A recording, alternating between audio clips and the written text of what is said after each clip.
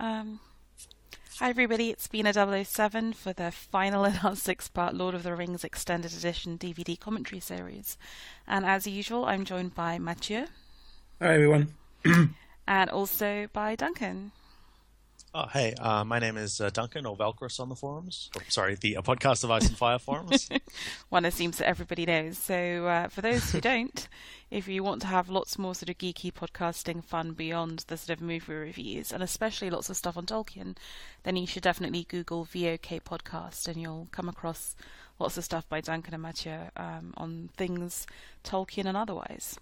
So today we're going to do the second half of The Return of the King, which is basically War, Shelob War. And it's, if you're watching on the DVD, it's basically disc 2, but if you're watching on iTunes or some other streaming service, you're starting on chapter 37, which is the Corsairs of Umbar, an added scene. We will of course be spoiling all of Tolkien's oeuvre, but maybe also potentially Song of Ice and Fire, so just watch out for that. And we're going to try and sync up, which is always great fun and games. So I'm going to say 3, 2, 1, go. And at go you press play, and hopefully we'll all end up at the same place.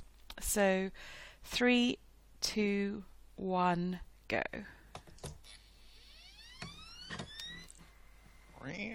There we go. So we've got our little Peter Jackson cameo. Yeah. This is kind of a weird extra scene, actually. It's sort of a mechanical one, I guess. It's just literally showing them hijacking the ships. Yeah, so in the theatrical, you don't see them at all until they show up in Minas Tirith. So the last time you see him is when he's presenting the proposal to the undead. Yeah. Yeah, it's a bit weird. So it's like a mystery. You don't know exactly what the ships are, and then you just see them, which would be fine. I mean, it's fine because it's from the perspective of the orcs, so the orcs have no idea, right? I mean, we've seen, even in the theatrical version, they show the ships at the beginning when Gandalf's talking. So when they later show up on the ships, you are sort of meant to fill in the gaps and say, oh, okay, they got the ships, and you know, but it's better to even, I mean, this is a bit clearer, I guess. But I think it's a kind bit of dramatic nice, tension, I guess, for the audience, to not knowing what's happened to Aragorn and it's all falling apart, and then they suddenly arrive to save the day. So I'm not sure it might work better. I agree with you, Duncan. I think in the original theatrical version it works better, especially for people who haven't read the books, that you suddenly see them turn up, kind of like Gandalf at Helm's Deep. And it kind of echoes that, right? When all is lost, there's an extra bit of army there just to help out. Yeah, it's like the heroic hero arrives to save the day. Yeah. Yeah, we have the first moment where Gollum is sort of slightly more overtly manipulative. Well, he's probably manipulative here. I mean, this is him giving Shelob some bait. Yeah. I mean, this is proper. He knows he's sending in Frodo to die because he wants the ring. In the books, he's attacking Sam, though. He's not getting to Frodo, right? He's trying to kill Sam first and then get to Frodo once Shelob's done with it. Yeah, in the books, they're not separated, I think. He tries to separate them in the caves by leading them astray. So, okay, because I never read though. this chapter in the book for obvious reasons. In fact, I really... as well, right? I really watched this scene either. So, in the books, he's not deliberately feeding Frodo to Shelob, then? Is that what you're saying? No, I'm just saying that he's first... I mean, he's not... I mean, in the film, he's attacking Frodo later on. Whereas in the books, he's just going for Sam because he doesn't like Sam, especially. So yeah, I think he does in the books. He does sort of slip back into evil after he sort of sees Frodo as betraying him to Faramir, like giving him over. And that's how he turns back. That moment, they've sort of been. It's been left unsaid what he thinks, because it's not being addressed by any of them. So that's a bit strange. I mean, I thought they would have talked it over even in the book, that they sort of tried to make him understand what that was. I mean, that this wasn't what they wanted at all. Yeah, you don't get a POV of Gollum in the books, obviously, but I think it is in the appendix. Like, it plots out Gollum's kind of arc when he fell back into evil and stuff. Yeah. Well, we get the bones on the... Oh, this is so horrible. I mean, that's glistening webs. It's a big spider net. I mean, but I find it fascinating. Like, I wonder if Peter Jackson got over his fear of spiders after he managed to do this. because you have to obviously spend a lot of time looking at this stuff. Peter Jackson, you I mean like it. Elijah Wood, no? Or... Hmm? I think Elijah Wood's scared of spiders, not Peter Jackson. No, Peter Jackson was, because Oh, okay. that's what, I mean, they said it in one of the extras on the other DVDs, sort of what they talked about the fact that Peter Jackson hates spiders, and so he doesn't. Well, who better to like pinpoint all the horrifying parts about fear of spider than an arachnophobic?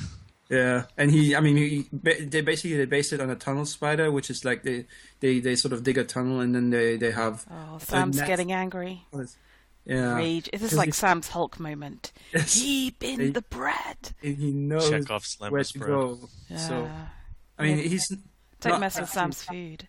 They're not that far removed from each other. I mean, and so here, this is pure psycho, isn't it? Like the high-pitched violin soundtrack. It's because you don't oh my expect. God, this is horrible.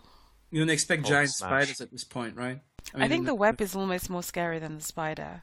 Like that. Yeah. Like it's like a swamp. You know, the more you try and fight, the further you get entangled. Yeah. That's just horrid.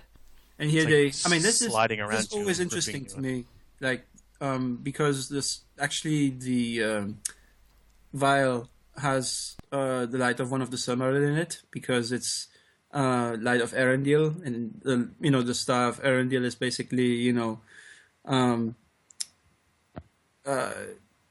sort of embodies the light of the Summerlin, because I mean it's difficult to explain in this context. Like, but how can you bottle a star? it's not. I mean, I don't think it's that's always been a bit strange, but it's a fun concept, I think, because I mean, who wouldn't want to have it's a Bottled torch, starlight. it's like sort of like a it's sort of my like God, this putting is on a light horrible. switch, something. But yeah, Sheila looks. I mean, she does have a mouth here, doesn't she? Because actually, spiders, I'm not sure they even have. Do they have a mouth, or do they just have like? I think so. Like, how But else do eight. they eat if they don't have a mouth? Yeah. I mean, I know that, for example, tarantulas, they sort of bite you, and then they sort of slurp. Oh, do we? I mean, we don't need because to go into venom, this. The venom turns your dude. insides into mush, basically, and then you sort of slurp up the rest. Oh.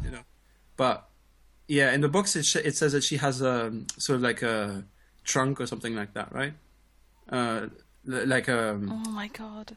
And he's so happy, right, Gollum? He can't help but sing in glee, like little nursery rhyme songs. So vicious. But in this, how the web is like just slimy and glistening. yeah. So you never see web that close, but that's what it would look like because it's so Frodo's big. angry enough that he wants to get through to him right here. And I like the fact that Gollum is not. He's only brave when he knows that he has absolutely the advantage, because otherwise he's just not that. big That's of a good deal. point, actually. It's a coward's bravery. Yeah. It is that nightmare of trying to move through quicksand while a monster is chasing you. Yeah. Yeah.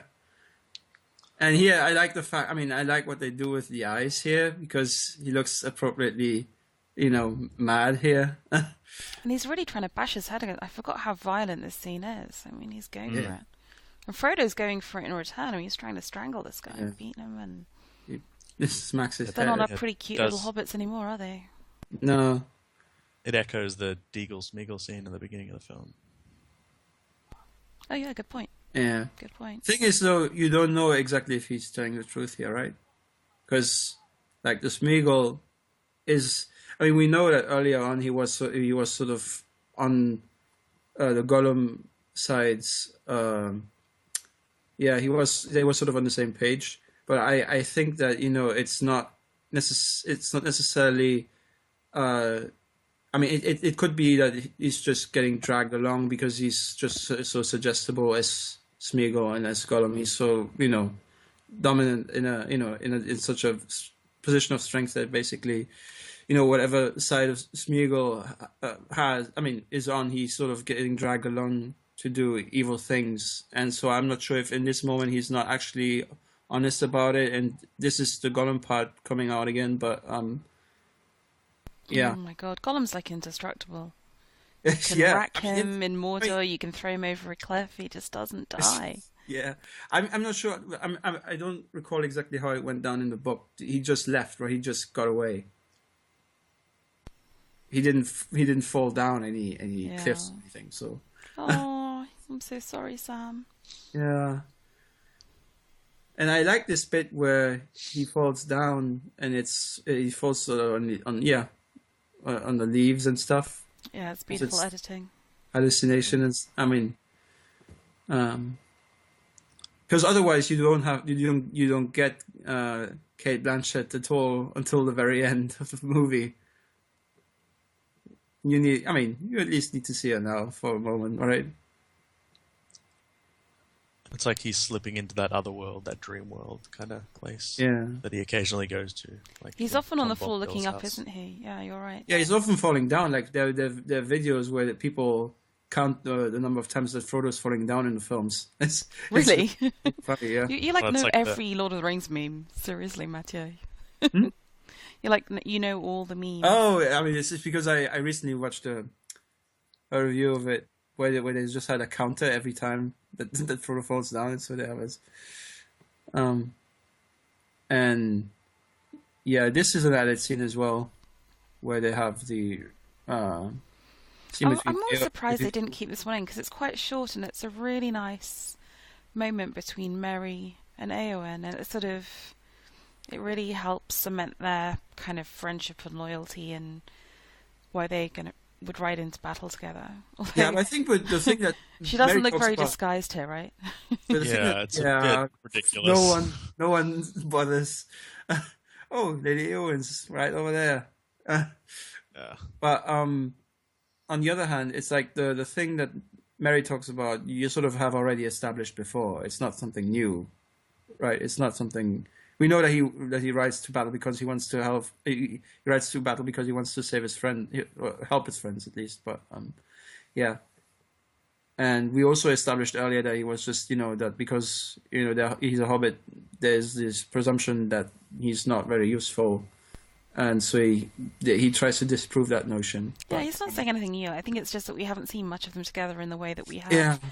When they're separated, Pippin and Gandalf, you have a lot of time with them together to see this kind of really touching friendship. And with these two, you don't see as much, but, they're going to be joined together in the killing of the Witch King, which is a major big deal. But I think... And joined in their love of Theoden as well, right? They're the two people who truly love him. So, yeah, it's just, I think it's always lovely to see them together. Of course, yeah. And they're sort of bonded by their, I guess, social status. Like they're just sort of laughed at and not taken seriously, but they still have as much passion and love as anyone else who's going to war. Exactly, and they both look a bit silly in their helmets. And this is where day switches to night. But the night scenes are very cool trebuchets, though. Yeah, that's because of the clouds and stuff that Sauron sends ahead of the army anyway. Grond, yeah.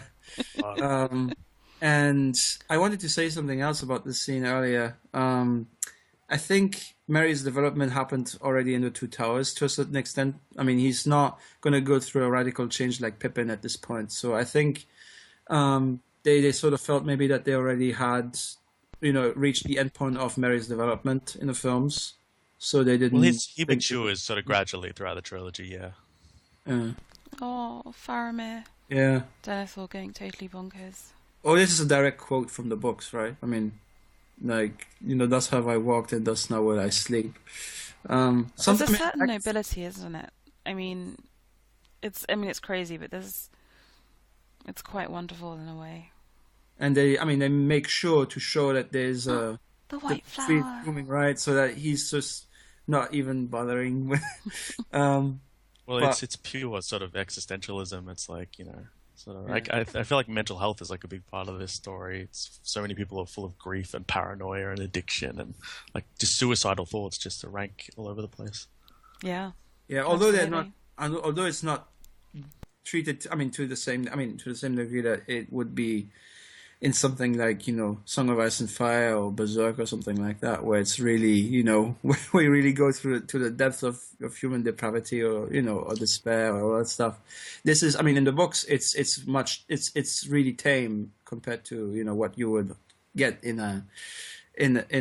postmodern Well, fantasy, I guess. he's going to burn himself and his son alive. That's Yeah, pretty I know, intense. but it's Yeah, I would it's not. dispute that too. I think this is, as a book, it's one of the it's a very underestimated treatment of despair and grief and mental illness, whatever you want to call it. And I think that the fact that in things like A Song of Ice and Fire, I don't want to denigrate it because I really love that series too, but the fact that it's more extreme or maybe more showy or more Oh yeah, it's kind of egregious or dramatically portrayed, but some of like the description of some of the mental states in here is incredibly nuanced, especially for its time, because that was a period where kind of the whole concept of psychology, especially for someone like Tolkien, I mean, it wasn't accepted as it is now. Like, now we're much more comfortable with talking about mental states and psychosis.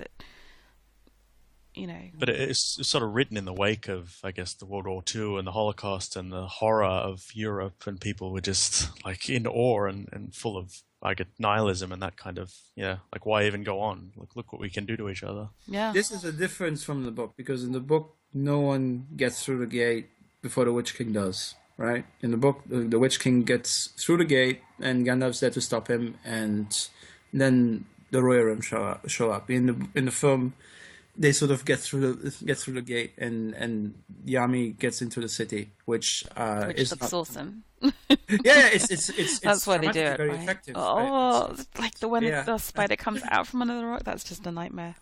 Yeah, it's like I the always first time like you'd that rather watch the battles, the horror of the battle scenes than Frodo. Definitely. Oh well. And this is like a very famous Alan Lee perspective shot, isn't it? Yeah. It moves so much like a spider. It's creepy. Oh my god! I'm just closing my eyes right now. Also in The Hobbit, I think they that was a scene that was really well done. I think in the second film, but yeah, they know how to do spiders. And this is a scene where people, when I saw the theatrical version, they laughed at the fact that when Frodo got stabbed, that he basically foams at the mouth and falls over. Like I mean, it's maybe more of a nervous laugh when you think of it. I mean, because it's sort of Yes. but I don't know. It's just like people found it funny, as far as I could tell. So I'm not sure. And sort of the way that she's sort of putting him into wrapping him up and stuff. But and yeah, Sam shows up. I mean, I noticed that she's blind on one side. I mean, on one eye here, right? She CGI is great. yeah. Oh, Sam. Doing his Alien 2 line. Sorry, Aliens.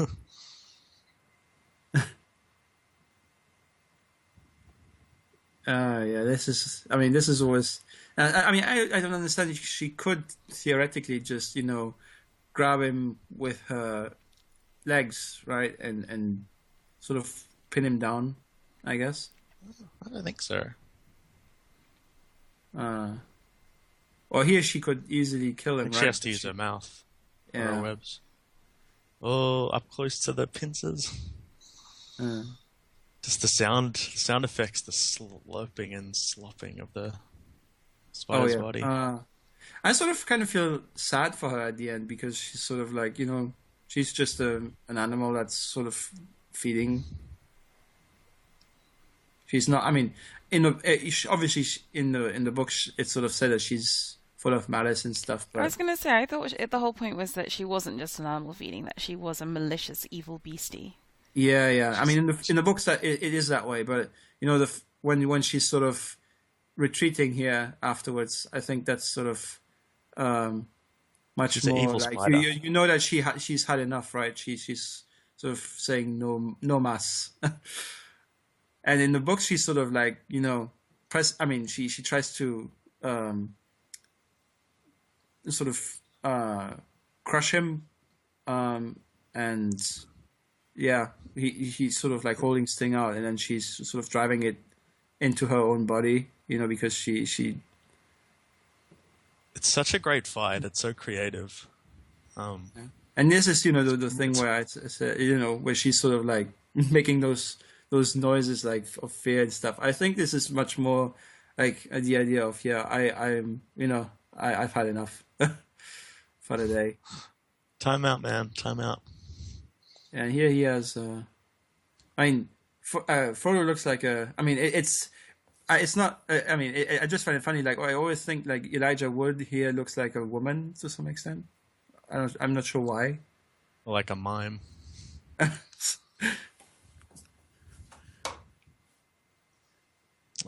mean, I like the fact that they use some. I mean, a lot of the book dialogue in the film, because it's. I think you can with these books you can do that because much of the books is actually descriptive and describing landscapes, and so when you have a good line of dialogue, it stands out. So like when he says, "Don't go where I can't follow you," like just the bonds of love and friendship between these two people. So sad. Yeah. And now we get the orcs. Rambunctious orcs come to get the scraps. And the book is actually, because Gorbak here is an orc. In the book, they're both Uruk-hai, right? Yeah, like Gaika. No, I mean, it's just like... Sorry, that sounded really It's just horrible. an explanation, probably, as to why one wins and one loses later in the fight. But I remember very distinctly, not so much when I was reading it, because the books are so separate, but the first time I watched it in the cinema, because I was so wrapped up in the battle, and it's kind of like when you read it, you can be really interested in this, and the world building, and the orcs, and their battles, and the characters, but... When I was watching the film, I was like, come on, just get back to Minas Tirith. Yeah, I know. But it's great, though, because every second you're not at Minas Tirith is like building tension because you know people are dying and you need to get there. The Rohirrim need to come and save it, so it's great. Yeah, no. I mean, obviously, it's a sign of a great film, right, and great editing, but... Yeah. It's like Helm's Deep. You keep cutting back to the boring tree ceremony. It's like, get back to Helm's Deep, people are dying. Yeah, I guess with Helm's Deep, with the Helm's lovely Deep, just Faramir. like the ends, right? And Frodo. I mean, here it's probably the only distraction that you have is Sam and Frodo because Merry is on his way and Pippin is already there. So there's not much that you can cut to otherwise. So actually, the rest of the film is at this point only about the battle. Actually, Duncan, because you went on the Lord of the Rings podcast, what do you think of? Like the guards who are building the pyre and stuff, do you have a take on them? Like, should they be questioning that Faramir's not dead, or how do you kind of react? I assume he just picked guards that are going to do it. I guess. Like, I think the city's very much split between obeying Gandalf and obeying him, and this is just kind of his people loyal to him. Are they culpable? Because poor Aragorn gets kind of court-martialed for. Well, I think there's a decent amount of.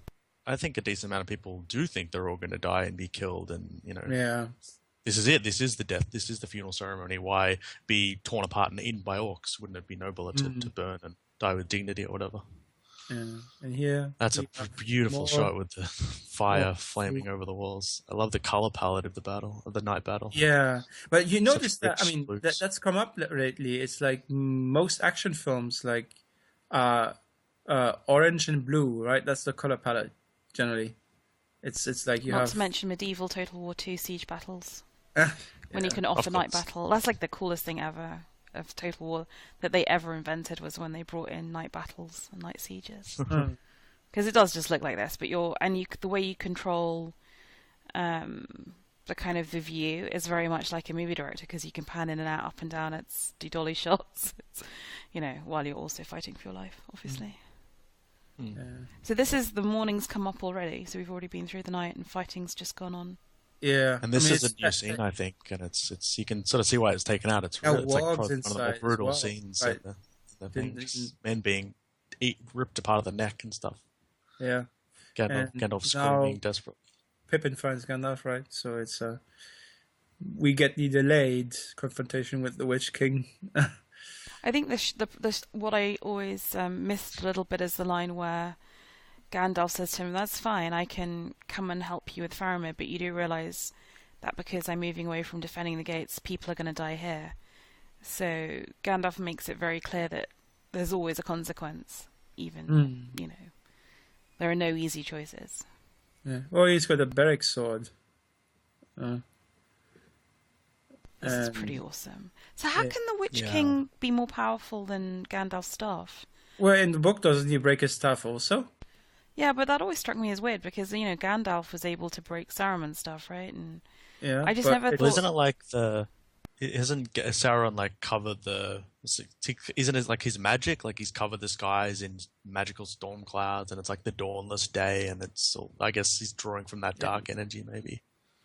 yeah, it's It's a cool scene. It kind of renders him a bit impotent that he just kind of threatens him and then flies off, but it's still pretty cool. And So, then but Yeah. basically, the implication is the that horn because of he's the Rohirrim splits the dawn. yeah, Sorry. but the implication is because he's heard. Oh, I love that picture. That is such a cool picture. yeah. Because he's breaking out of Sussex, at that point the Witch King could have killed him. So why, Yeah, didn't, that's so why didn't true. he just kill him and then fly off? That would have taken like an extra 30 seconds. Wow. Well, because he doesn't Considering think the that's fight important between enough. him, He's between he- Gandalf and the what's the Balrog, Because he broke his that stuff took already. days, didn't Like, it? You don't even need to kill him at this point because then because he said I'm I going think to Gandalf break. would have put up a big fight for a clank. Oh, I look at think he this! would have Look at put this up. Yeah. beautiful shot of the troops. This is probably the best moment in the whole trilogy. Oh, It's I just want to Yeah. be in this amazing. part of the film. So I mean, I Yeah. think the music plays a big part in this because But the colours, you've had this awful, austere, as Duncan said, this very specific colour palette, and then comes all this green and gold with the sunrise. yeah, against here you these have red and and it's over the horizon. It's Yeah. the sunlight pouring Mm. over, and the orcs suddenly don't know what's happening. This mythical I mean, look at this. It's like a Turner painting, liquid gold skies, and and it's hard not, flowers. it's Oh, hard not to just listen to Theoden's speech here. yeah. It's so satisfying because, like, we've been with the Rohirrim for 2 movies now. We've seen them at Yeah. their lowest point, and the fact that they picked themselves up and risen to this one moment of, like, just glory and splendor. Like the days of the Such old, a the good glory of speech. Rohirrim. Is this the best Yeah. speech in the whole film? The best war speech? No, it's a I speech think from the I think book, just right? So- the emotion behind it makes it the best speech. And then when he like taps all the lancers with his sword, it's just Yeah, and there's So I mean, beautiful. if you look closely, sometimes you can see that when you have a look at Eowyn's face, like the hobbit that she's clutching, sometimes it's a puppet and sometimes it's the actual actor. Because Although I have to say, I like the contrast between like Theoden's rousing epicness and the orc commander is like, "Form ranks, you maggots." yeah, yeah, It's like straight to the point. yeah, exactly. You can lead through love and you can lead through fear, and Yeah. The world's ending. and yeah, we have death. that must have felt amazing to film. Just be one of those people standing in there cheering. But Oh, they Theolingus. didn't have as many people. That would have obviously felt less epic as you were filming it. Yeah, but still, it was pretty cool though. Yeah. And I always think there's something incredibly beautiful about when you see those medieval horses with the wonderful sort of banners on the side, and just really something. Yeah, I mean, Oh, obviously, Yeah, a cavalry you charge know that that big is basically. ridiculous. It's actually kind of pointless having that many cavalry charging. Yeah, and I mean, I always felt that putting your archers in front of everyone was not the best move, right? Because they can be mowed down pretty easily at that point. You probably should put the guys with spikes in front. Also, kind of weird that they don't have any. The Rohirrim haven't developed any horse archers, but Yeah, I mean it's difficult This to. I mean, we know historically that the Mongols and the Huns essentially they managed to master that, but it's not easy to do. So, yeah, But this is probably one of the first great cavalry charges these orcs have seen because Rohan's been scattered and divided and leaderless for so Yeah. long. you They've also never were not contemplated expecting this before. and actually, They no thought other. the world of men was defeated. Yeah, And you're at this right. point in the theatrical version, you don't see anything from Gothmog at all anymore. He sort of gets mowed down with everyone else in the theatrical cut, whereas in the extended edition, it. I just love the slow, gradual expressions Yeah. of horror clawing over the orcs' faces. But it must be horrific. Just the sound of a cavalry charge over a plain Yeah. like that must be insane. Oh, and here, Oh, so horrific. But there is something almost like ritual purification about it. It's Yeah, like a scythe shredding through wheat. oh, this is so horrible. I suppose the only redeeming thing about him is that he's setting fire to himself too.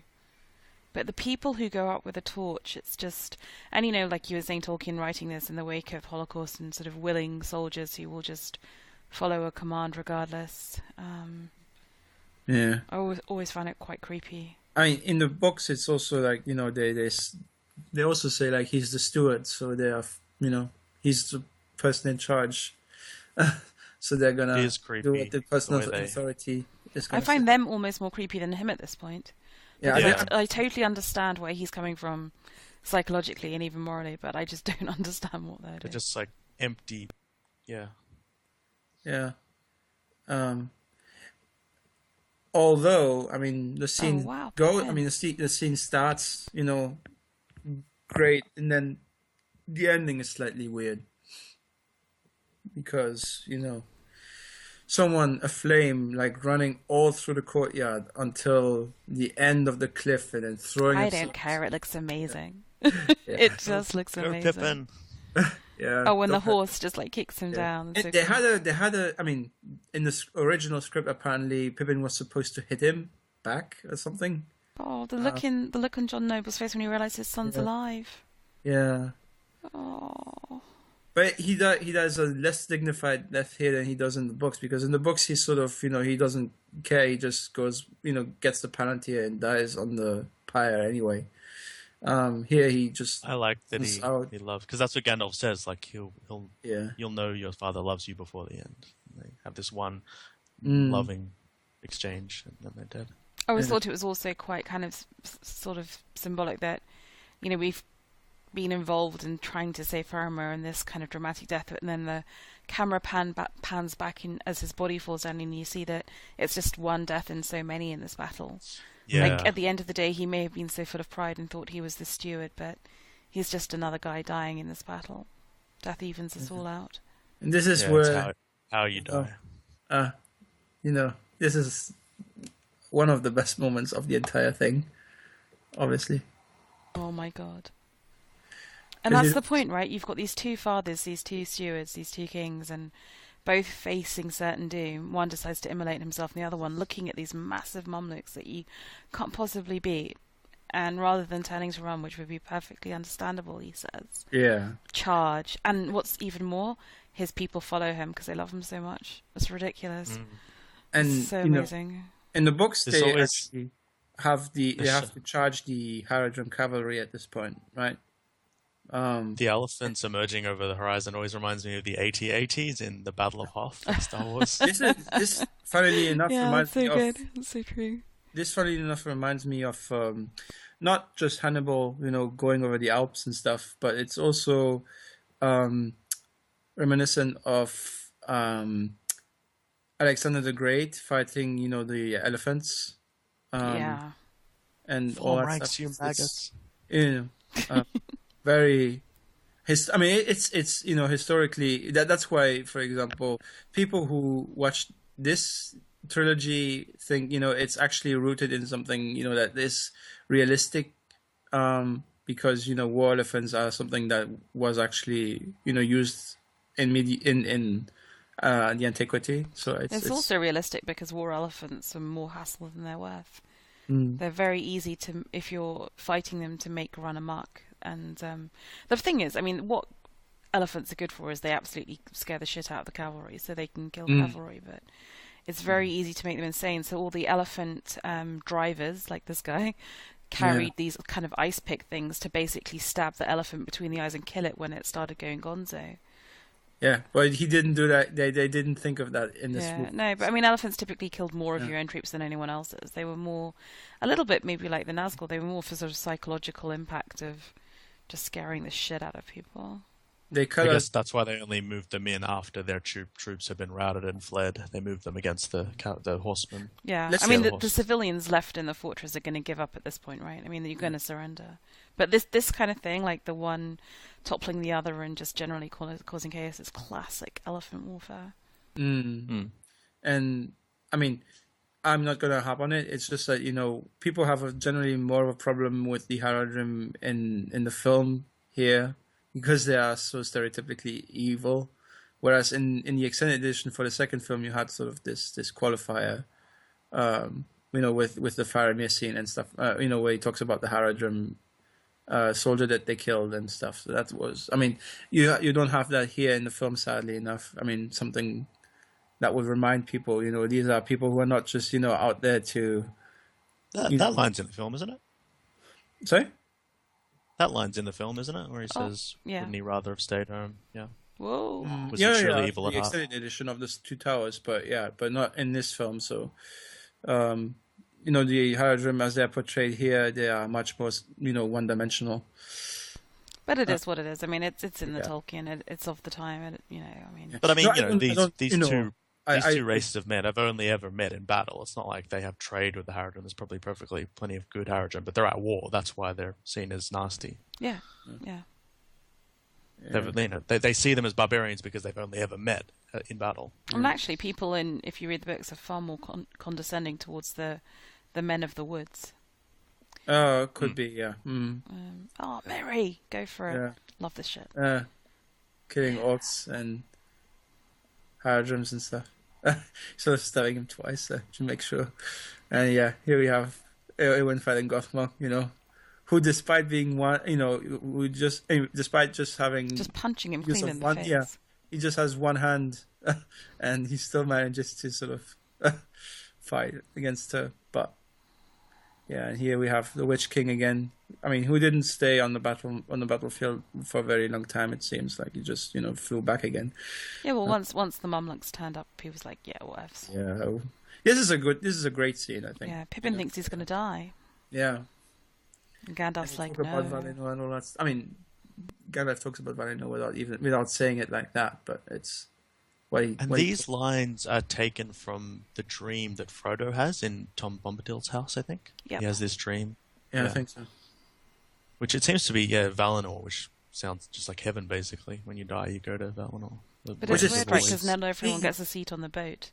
Which to me very well Gandalf saying that, but he doesn't know. Yeah, Gandalf knows, yeah. He's got Which to me invalidates, like, all the criticism that people have, for them leaving Tom Bombadil out. Like, they left some stuff that refers back to that. Yeah, they scattered all the memorable lines around. Oh, Jesus Christ! Thank God they left Tom Bombadil out. Otherwise, yeah. As much as I love the books and I love reading that stuff, no one needs to see that in a film. Yeah, it would have slowed the film down too much. Yeah, it would never had ratings beyond the first part. Yeah. But there's just a way in which Ian McKellen can smile that's just so kindly. Yeah, I mean, because he takes his sort of think for a second, everything's going to be alright. Yeah. Yeah. And so here, this is also... I think the score sometimes... it doesn't tell you how to feel. It just, sometimes you don't even notice it. Here, obviously, it swells up because you know what's about to happen. But, I find how... some people say they don't like Howard Shore that much, because... Oh, no, he does beautiful orchestral work, I think. Yeah. The only people in modern sort of cinema scoring that I kind of don't get on with are Hans Zimmer. I find too inconsistent. Yeah. Sometimes I think Philip Glass, sometimes it really works and sometimes not. I think there's a moment like post the Dark Knight or something, post Inception. So he started to repeat himself. Whereas he did stuff like Lion King and Gladiator. I also thought that was an amazing sword that could just go clean through the head of an Nazgul. That's very sharp. And it's also where later when they burn the beast, I think there's no grass that's gonna grow where it's died, right? The skeleton of a Nazgul must be pretty thick. I don't think you could do you need an axe or something to hack through it. Yeah, but you basically it's just the size of that mace is bigger than wanted her head. It's comically large. Yeah, but the film essentially is telling us you wanted this beastie to die. Here we're gonna have it die in the most. How strong is he to swing that mace? Yeah. It should be hard to kill, though. Yeah. He couldn't swing it. Actually, the actor they had to sort of CG it. Well, this goes to my point about the Nazgul being completely ridiculous. The fact that you can kill the Nazgul with one chop of the knife on the beastie. Here we go. See, I think this is cooler if you don't know what these ships are. Because when you watch it first, and if you haven't read the books, you think they're going to be baddies, right? Or potentially, you don't know. You just don't know. And then it's Aragorn jumps over the side. and everyone's Although confused. It's like, huh? How did they manage that? you're like, it's still only 3 guys. I think we could take him. Yeah, they're sort of like, okay, well, But then I guess if you don't have it, you don't really see Gandalf for like what 60 minutes, and he's supposed to be like the king that's returned. Exactly. yeah. Here we have Yeah, the Phoenix this Army is the again. part I don't like, the Ghost Army. Yeah, I don't mind it I feel that like much, it cheapens the battle. I don't Yeah, mind. I think it cheapens it too. I mean, you can still have had this awesome CGI, but just make it less of them, so you see some actual hand-to-hand combat or something. Yeah. Stop monologuing, Oh, yeah. Witch King. No man can kill me. So Yeah. Macbeth. Loophole. I like that because it like suggests like a squirrel could kill him or something. Hobbit can kill him because he's not a man. Oh This dear. loophole that anyone except a male human could kill I mean, him. if you live on in Middle Earth where there's like lots of magical races and humans are like probably 20% of the population, and then only 10% of the population can kill you because only the male. I mean, that's like it's not actually giving you that much immunity. Yeah. Actually, some people said, the Replace death of the Sam. Witch King in the film is a bit underwhelming because in the book is like there's a scream that everyone hears on the battlefield, right? In the film, he's just sort of imploding on himself. Yeah, it's a bit like crushing a Coke can. I would agree with that. They could have done something cooler. I think they used I all do their love budget how- on the pirates, didn't they? Yeah, and here we have, he's still hanging on. He's like Gollum. Oh, Yeah. fuck. We have, this horror movie Douchebag moment, to the end. Yes, this is his son, I do love actually. how Aragorn That is- was his son that Viggo Mortensen just killed there. Wow. Because he was, he's taller than his father, so he could play an orc here. Yeah. Limping along. It's hilarious. Aragorn Trying cuts him to- with ribbons. Yes. Yeah. Yeah. Yeah, I think he's dead, guys. No need to overdo Like, it. how many of the members of the Like Fellowship us. does it take to kill Gothmog? Everyone, they take everyone. Gothmog, rest See, as in much peace. as I hate the pirates, it's this bit that just really. Yeah. Well, I mean, once again, I don't mind it because it's like, it's meant to be humorous to some extent. I do mind it. I mean, mind it greatly. It's the kind of Indiana Jones the audience cheers. Yeah. kind of moment. No, even the first time I watched this, I was like, "This is retarded." Well, tonally, Yeah. it does feel a bit jarring with everything else we've seen. But I feel like Gimli and Legolas are a bit more heightened kind of comic relief elements of the story. But I can see It's how a fine line, isn't it? I mean, it doesn't take me completely out of it, but it does take me a little bit out of it. It's a very grim movie. It's kind of like, I don't know, you kind of need some fun in it. But I can see either argument. Yeah. He's just, and maybe it's because he also can't have very well, so the expressions on his face are almost Yeah. always look slightly constipated. It's I mean, but I'm going to look I think- serious and warlike now. But I buy him, as Legolas basically because in other films, Orlando Bloom has not really impressed me. Well, he doesn't impress me here either. No, but I buy him. Like I think there's a bit more nuance here than there was later in his career, right? I mean, sometimes the actor makes bad decisions. Yeah. I think he can do something good, but at the same time, like most of his roles have been bland. So it's like this is now his reputation, so to speak. This is obviously. But yeah, but that's my point, right? To go from that Legolas silliness is fine, but then to go from that to this, which is the most beautiful scene, it just feels weird. Yeah. And he thinks he's sort of, at first, is he imagining it? How is she here?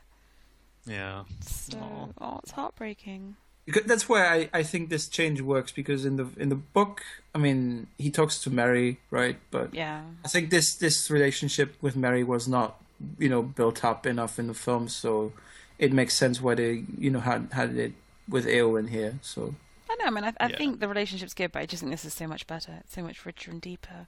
yeah, She's the one who suffered with him and worried for him when he was ill, and Yeah, exactly. She Yeah, was that's there why- when he was at his lowest, and now he's redeemed himself. It's is it's almost like a bigger arc than Aragorn. It's like if you're looking at the sort of classical heroes of the story, the journey that Theoden goes on is so big and important, and sort of picking yourself up, pulling yourself out of despair and depression, and rallying your people and giving them pride and unity again.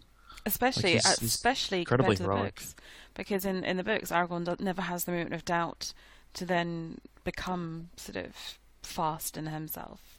He has much more of an arc in the films, whereas here, in the books and in the films, Theoden has an amazing arc. And he says, "I shall not feel ashamed when I go to the halls of my father," which so is gorgeous. Amazing. And also because in the extended editions, we've seen her do that funeral rite for her brother. And I always think of her, when I see the scene, I always think of her doing that and that sort of that funeral song they sing. But she can't do it here, right? Because yeah, but eventually. And he'll be with his son again. Yeah. Oh, that's great acting. So beautifully done. Yeah, wide shot. Yeah, and we see Minas Tirith again, It's like, And how did Gandalf get in and get in over there? I thought he wasn't. Where are all the soldiers gone? Yeah, they're just taking a break after battle. Oh, this is weirdness.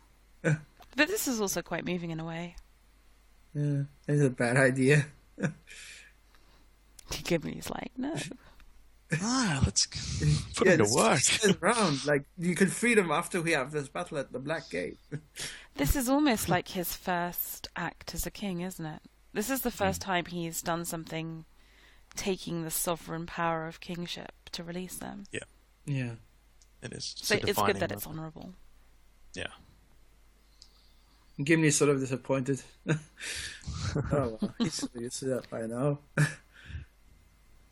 That's the official, the nod of recognition. Right? It's so horrible when you see these battlefields and all the horses dead. Yeah, and so here there's this moment where there's part of the extended edition that follows now, like the Houses of Healing and stuff, which I think is good how they do it in the extended edition, because I don't think you could get away with having it be longer. So funny. Yeah. Great scene for him. And it's kind of cute that Aragorn, even though he doesn't love Eowyn, he's still kind of he looks traumatized that she would have been here. And it's not a full-on joyous victory. It's like there's a cost here. Yeah, which is good, and that's important, right? It's this eerie music kind of bathes the film. Yeah, like. And here's where Liv Tyler gets to sing a song. But this is important too, because I think the criticism of the original theatrical cut, and maybe even of the extended edition, is because so much is going on, we don't see enough of Aragorn. And, this should ultimately be the story of him becoming king, I guess, in some way. And you're seeing the other side of him, the healer, and that's important. So it's important because you get the Faramir, Eowyn stuff, but, it's more than that. It sort of, I think, in the books, it sort of perpetrates it keeps alive the notion that the king sort of had healing powers, and that's why in the Ancien Regime in France, you would have like the kings basically go amongst the populace and touching sick people and so on. It's like this sort of idea. We still have that in England. I think there's something once a year where the Queen goes and sees sick peeps. Oh yeah. And in the books, there's this beautiful line where I think they gave it to Grima earlier in the Two Towers, but I think Gandalf's saying they're trying to figure out why she would have thrown her life away in battle, and Gandalf's like, who knows what she spoke to the darkness in the bitter watches of the night when all her life was shrinking and all that. Yeah. Apparently, some people give Faramir stick, like, why didn't he go with them out to battle in the final battle? Why was he just staying behind and macking on a girl? And I'm like, maybe he needed to have looked sicker. His arm's probably broken or something. Yeah, maybe. Yeah. Little medieval. I think in the theatrical version they would probably have thought, well, he's probably still too weak after nearly being burned by his father. Oh, so cute. Yeah. And you need someone to take care of the city, I guess. Yeah, exactly. He's a warden, which is very much in keeping with his family, right? He's the steward. But also, he's not marshal. Yeah, no, except in need. Yeah. He doesn't. Love. This is sort of the idea. Here once again, like I think some people who want to simplify everything, they might say, well, this is another example of the hobbits being homosexual. While I think why I think that would be great, a very, progressive idea. I don't think that's the case because it's based on a book written by, a stout Catholic. We've gone from men and women can't be friends to men and men can't be friends. That's what people always say. Like they say, well, yeah, in the films they obviously are homosexual because they express deep heartfelt emotions for each other. It's like that would obviously not be done in real life or something like, because otherwise you're not really a man or something like that, right? It's the idea of you show emotions for a second, you're not actually living up to the stereotypical idea of manliness or something. I don't know. And yeah, to me that's just like it's weird that people would sort of look down on. If it were homosexual, there would not be a problem with that at all.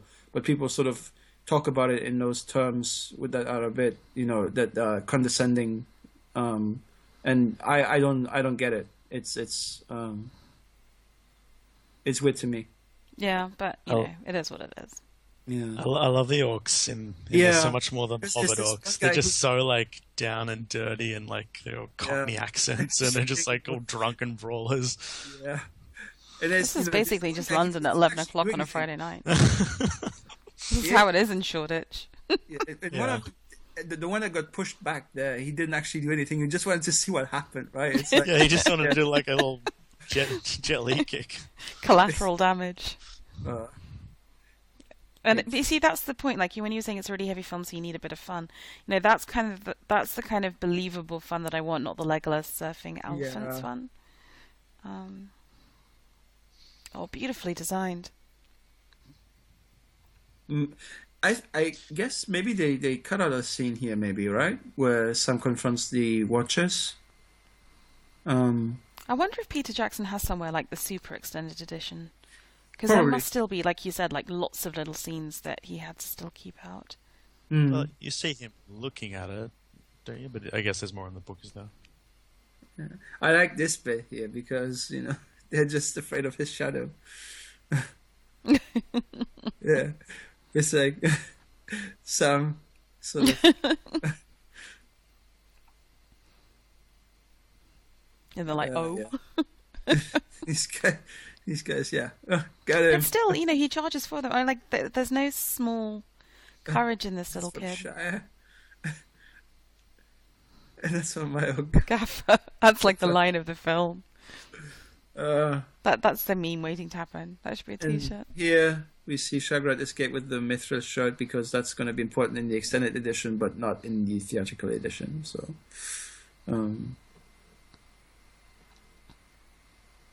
yeah, I like this tower actually. It's sort of like weirdly, fun. Yeah, it's. And it's the orcs sort of. The orcs kind of govern like their own little place rather than them just being ordered around by like Saruman or Morgoth or whatever. Yeah. And it's quite nice, isn't it? To see them delineated as a people. They're not just sort of numberless, robotic, evil peeps. Yeah. Oof.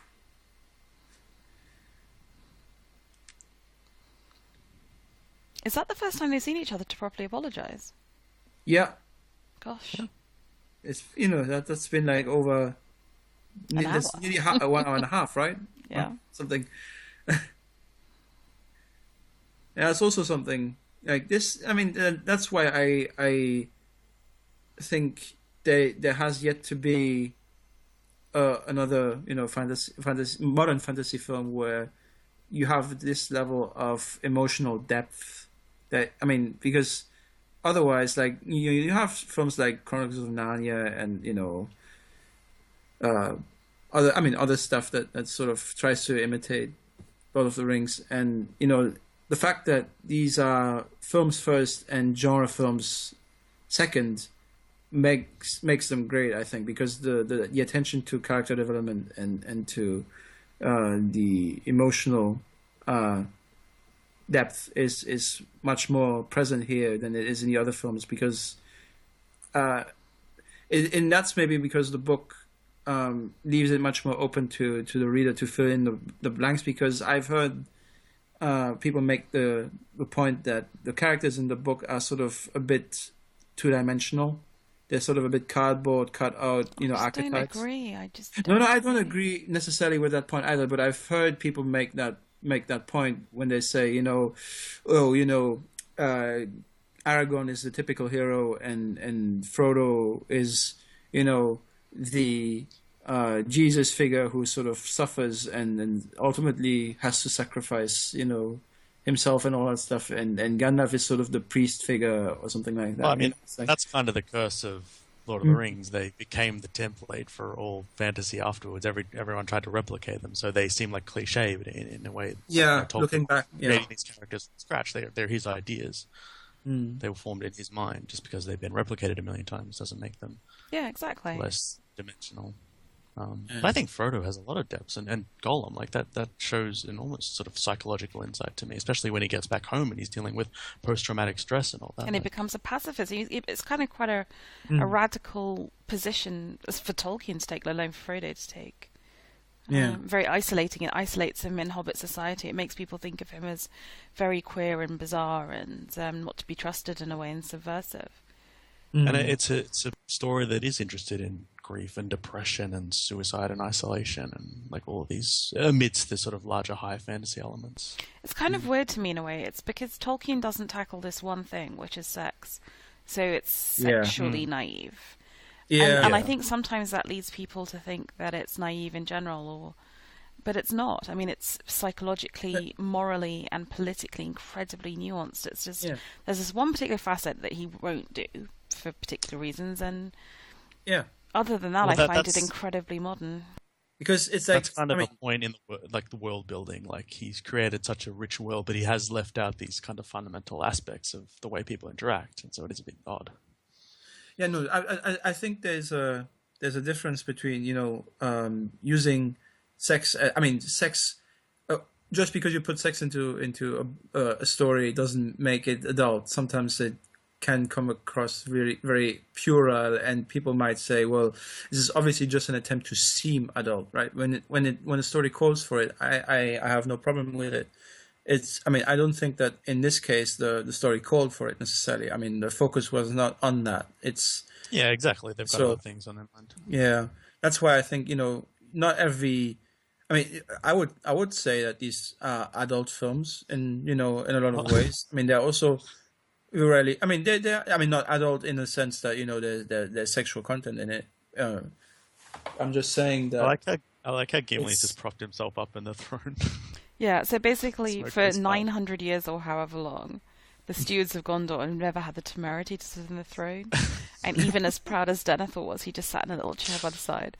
Gimli's like, whatever. It's been a long day, whatever. Just get out of the way, man. Yeah, I'm tired. I want to sit down. Yeah, man. Give me a chair worthy of a dwarf. And this happens actually much earlier here, this confrontation, which is why Sauron... this is why... Sauron attacks because with everything, because he has to make fast, because he's seen Aragorn in the Palantir. That's why he's throwing everything that he has at that moment against Minas Tirith. But it happens earlier in the book, because in the book Aragorn's confident earlier in the book. It's only at this point that he's willing to really truly wield the sword of Elendil and to claim his stake. And actually then after this to ride into battle dressed in the garb of Minas Tirith. So it makes sense here, I think. But yeah, like his face when he sees Arwen, it's like, oh my god. He's so clever, Sauron. Yeah.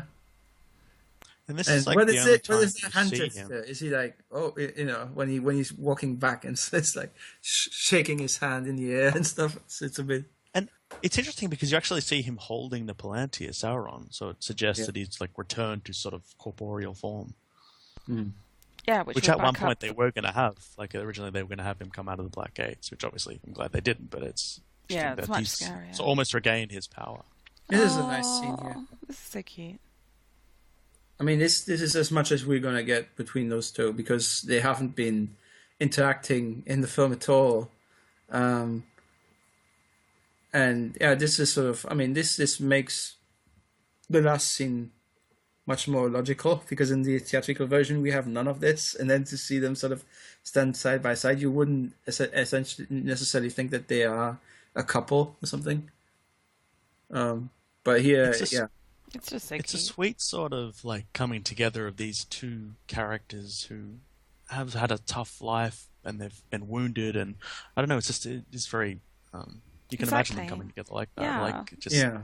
These quite damaged individuals. So it's kind of like, in a way, Tolkien doesn't do sex, but he does do. I think he's very good on how love works. So Yeah. the concept that someone like Eowyn would kind of think herself in love with Aragorn, but it's really an idea, and the fact that yes, these two quite damaged people would have this instant, quite strong connection because they sort of have a recognition in each other of what is and going they've just on. lost their parents. Yeah, exactly. And so I think some of that is very well done. Like, there's not many girls, frankly, in this film, Yeah. so there's not And many don't- chances for him to show attraction. But when he does do it, you wouldn't think he's a naive university student. I mean, it's quite clever, I think, the way he does it.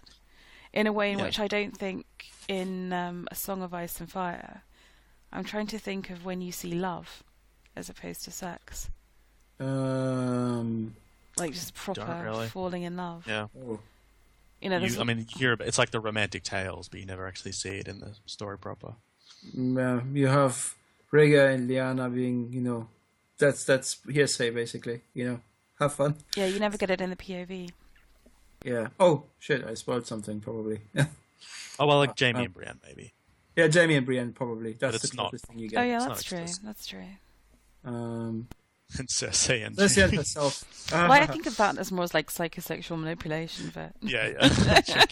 Well, on herself. Like, yeah, when love goes she wrong. loves herself. But yeah, then you know where. Well, it's hard to notice. And I think there's a problem with. I mean, I think the fact that they had the orc scene removed in the theatrical version makes sense because it doesn't add much. It's just like this sort of the idea that they are really organized in a way like it's like a factory line or something. There's a cool song in, I think it's the animated Return of the King. Oh, yeah, It's yeah. like, where there's Yeah, a whip, where there's a way. whip. It's like a catchy song. Yeah, The orcs are like, Where there's a back whip, to there's a work. way. It sounds Yeah. like it should be 50 Shades of Grey soundtrack. If only. It's like there's if you've ever seen But that would actually be Orpheus in the Underworld, which is like a comic opera by Offenbach, and there's a hilarious song in that which is always cut out if you ever see it performed, called, like, the English translation of the lyrics would be something like "Oh, spank me now," oh. which is sung by the Hades in the Underworld. What I like in this, with this scene is that they managed to disrupt them by just brawling. You would think that orcs would just do that naturally, like they wouldn't be able to do anything. But The orcs are so, compared to the Hobbit, the orcs in this film are so frightening and imposing. yeah, but some of them have like really weird armor and stuff. Some of them really look like birds. The armor is just genuinely brilliant. Like Yeah. Frodo's sort of hooked nose, beaky helmet is just one of the best things ever.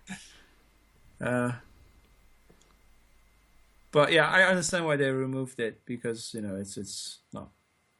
Oh, it's fine. It's essentially 2 minutes of nothing and then it's over basically. But I do like these But it scenes shows because you I that think. it's actually... Sorry.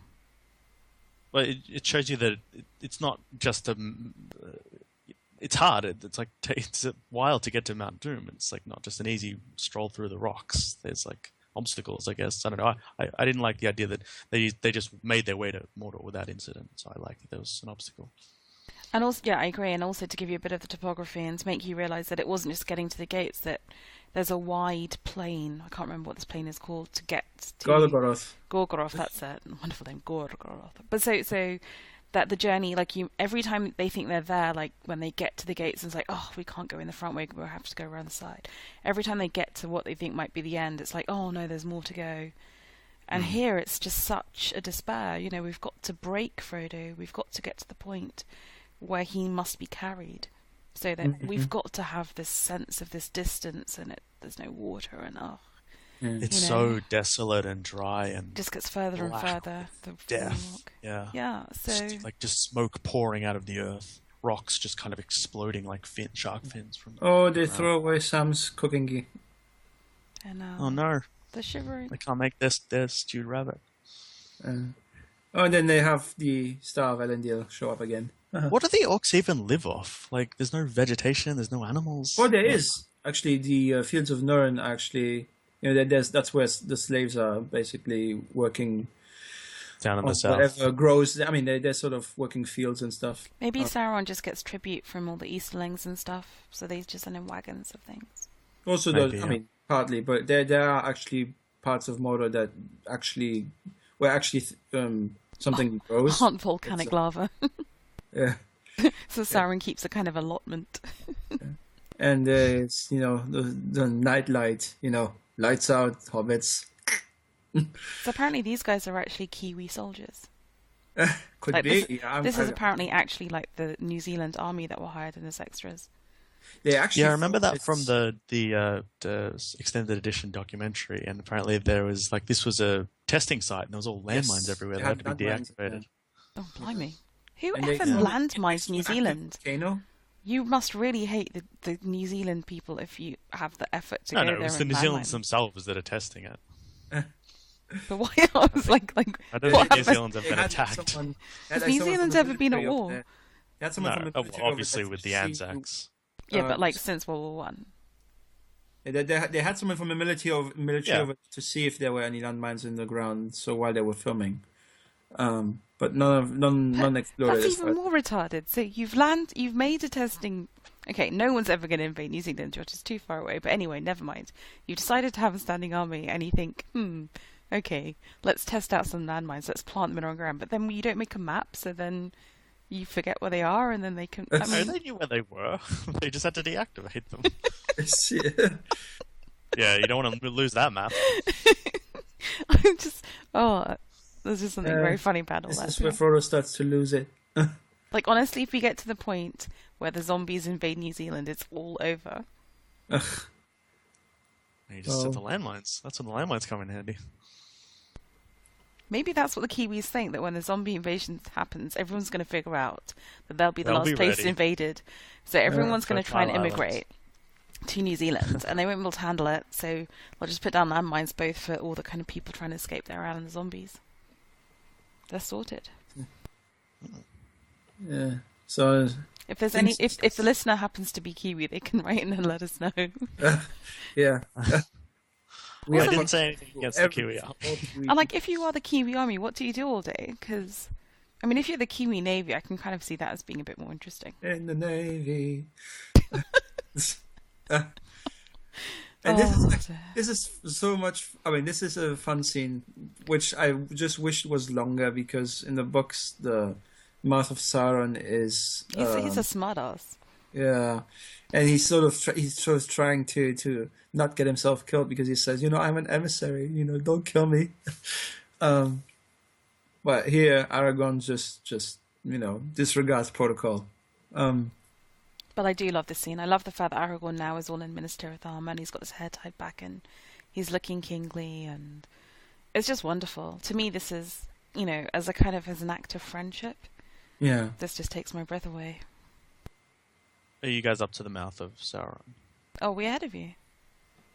Okay, I know. We're just here where the Black Gate opens. The Black Gate is literally only just opening. Yes. Okay. Where are you up to?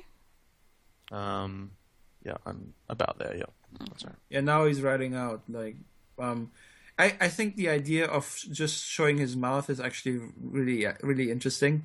I think it's brilliant. Yeah, that's what you want to have, right? It's like this is just the mouth, and it's sort of diseased and stuff. It's, yeah. It's Corrupted and poisoned from all the horrible things he's done with They it. actually had. I mean, on one of the documentaries on the in the extras, they sort of said they wanted to. They played with the idea of putting his mouth vertically, so to speak. It's like The Eye of Sauron. Yeah. I love how Gandalf's like, yeah, disband your armies. Like, he's Yeah. going to do that. it's, Yeah. Fingers crossed behind his back. Maybe it'll Come just take on. them or something. See? Maybe they'll surrender. Oh, but then He when they show the walks, mithril, that's like so horrible. in older, I mean, in an old style, like English, like when he says thee, thou, etc. You know, it's like this guy's been around for a while, and yeah, he was dear to thee, I see. Yeah, It's so horrible. Gandalf started to panic. yeah. I mean, And this guy, even Legolas is whimpering a little bit. yeah. No, the mithril. But in the book, Gandalf doesn't believe any of it because you know. Yeah, but even here, I think he's sort of. But there's tears in his eyes. Yeah, but in the book he doesn't believe it. Yeah. That's the difference. And yeah, And it's good because you get this deleted scene and you get the deleted scene with Saruman where he taunts Gandalf about sending the Hobbit to his doom, and now you get the payoff. Yeah, exactly. I Guess that concludes negotiations. Oh, Gimli. Gimli's such Or a a don. He's such a don. I don't get the hate for the character for the film version of the character. I know why it's there, like, but it's still It's just ridiculous. He's such a funny great, character. great It's like, all-time you know, film character. That's why you've You got mean to separate Gimli film or the from mouth of Sauron? Gimli. yeah. Where did the horse go? Just standing there waiting for the army to.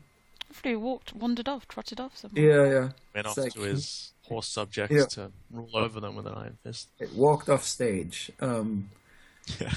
Excellent horse. It worked. The Eye of Sauron has moved Yeah. away. And yeah, they don't. I mean, this is where all the plots come together again, right? Finally. You can really feel the weight of the ring dragging Yeah. Frodo down. Although in the films it's much more of a physical weight than, I mean, in the books it's probably much more of a spiritual. I mean, There's it's definitely- it's not like the ring is actually 50 tons heavy. It's just that it's psychic weighing weight, on his mind and stuff like that. It's occupying his spirit. You definitely don't feel as much, I guess, emotional investment in the Gondorian soldiers because it keeps cutting to them.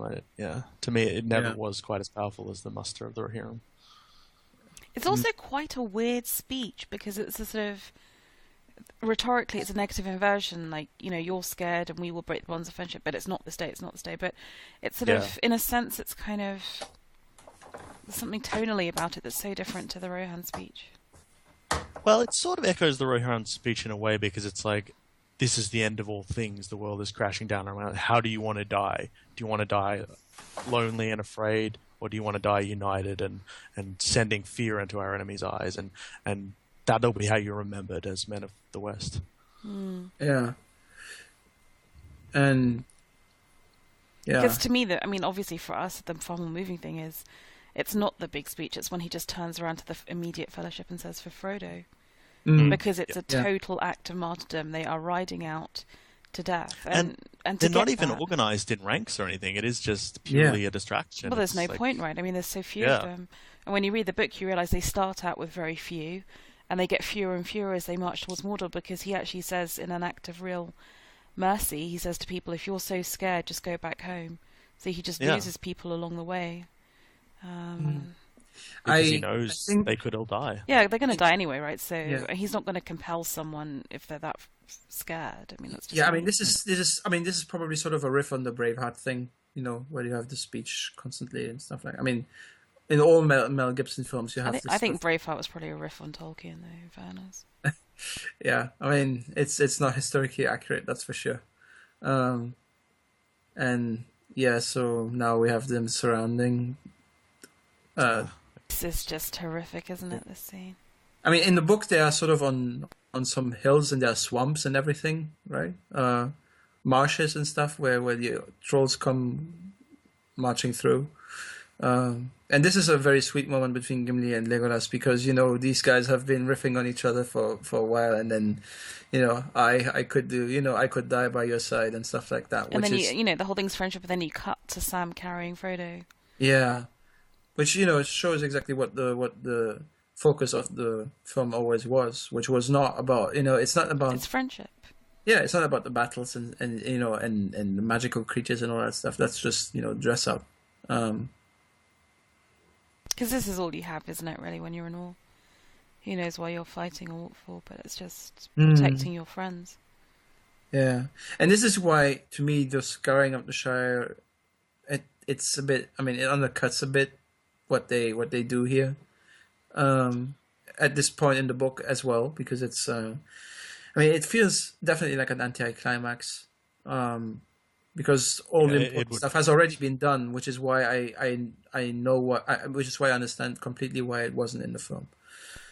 I agree. The only thing I miss is having the Voice of Saruman chapter, but Scouring of the Shire, I think it makes a lot of sense in the books, but just can't here because it sets up the acts done there, set up the future for Merry and Sam and Pippin.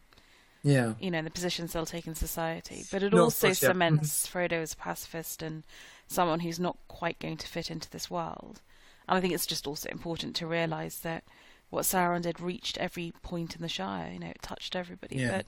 And that's all wonderful, and you can do all that in the book, but just not here.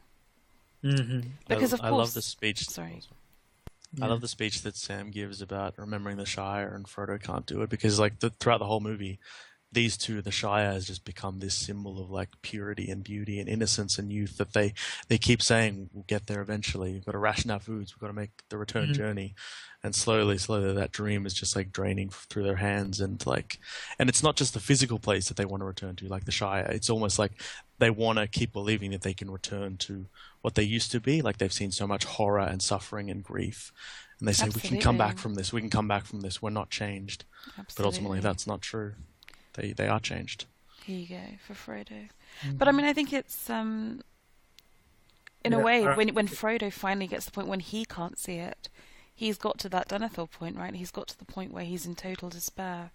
And it's important to realise for what's going to happen when he gets into the mountain with the ring, that he's at that point, so that when he turns, he turns. He's become so cut off from the goodness and the purity and the good earth.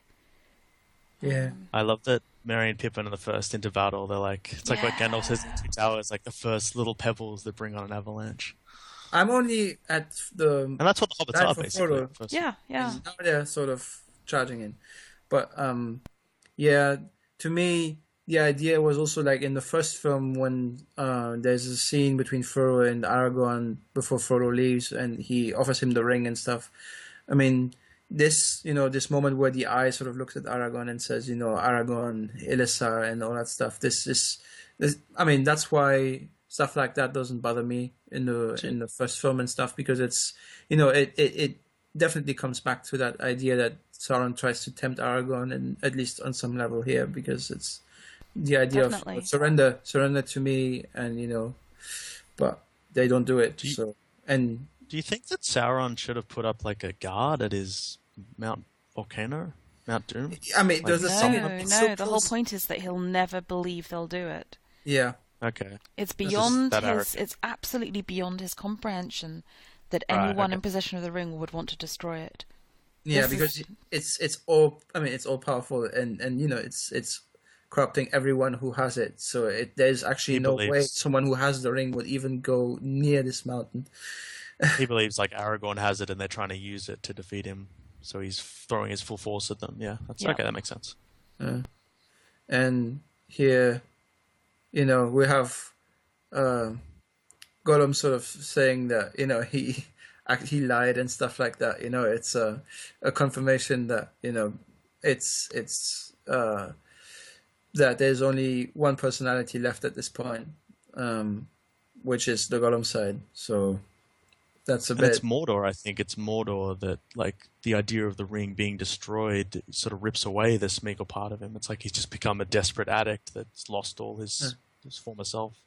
Yeah, I mean, here he's much more. I mean, it's not like he's more dangerous than he was before, but he's certainly. I mean, because in the books at this point, Sam manages to overcome Gollum and he lets him go anyway, which they leave out of the film.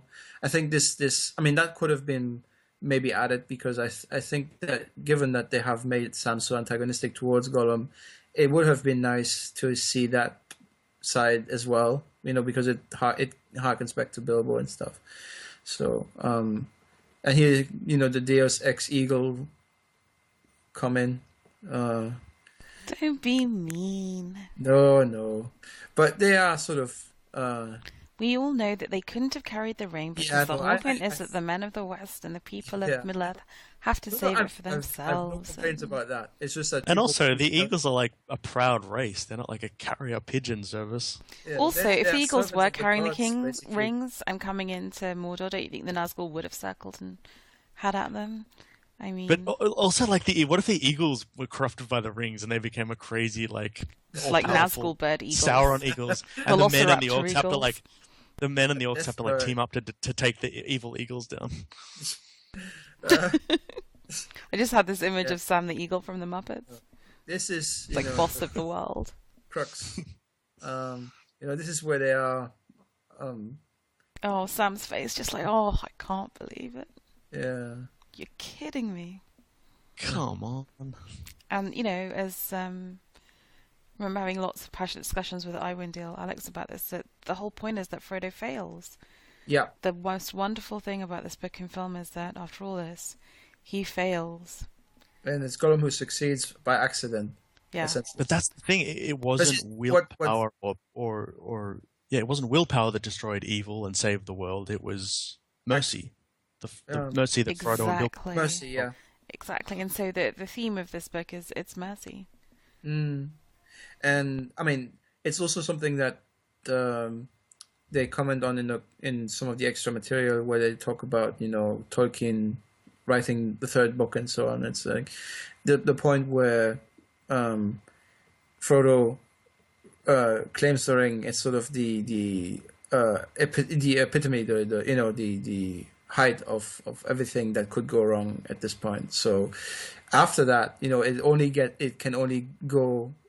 it can't get worse, so it can only get better. So there's a eucatastrophe. It's like there's a catastrophe and there's a eucatastrophe. Yeah, for sure. Everything gets reversed, and it's very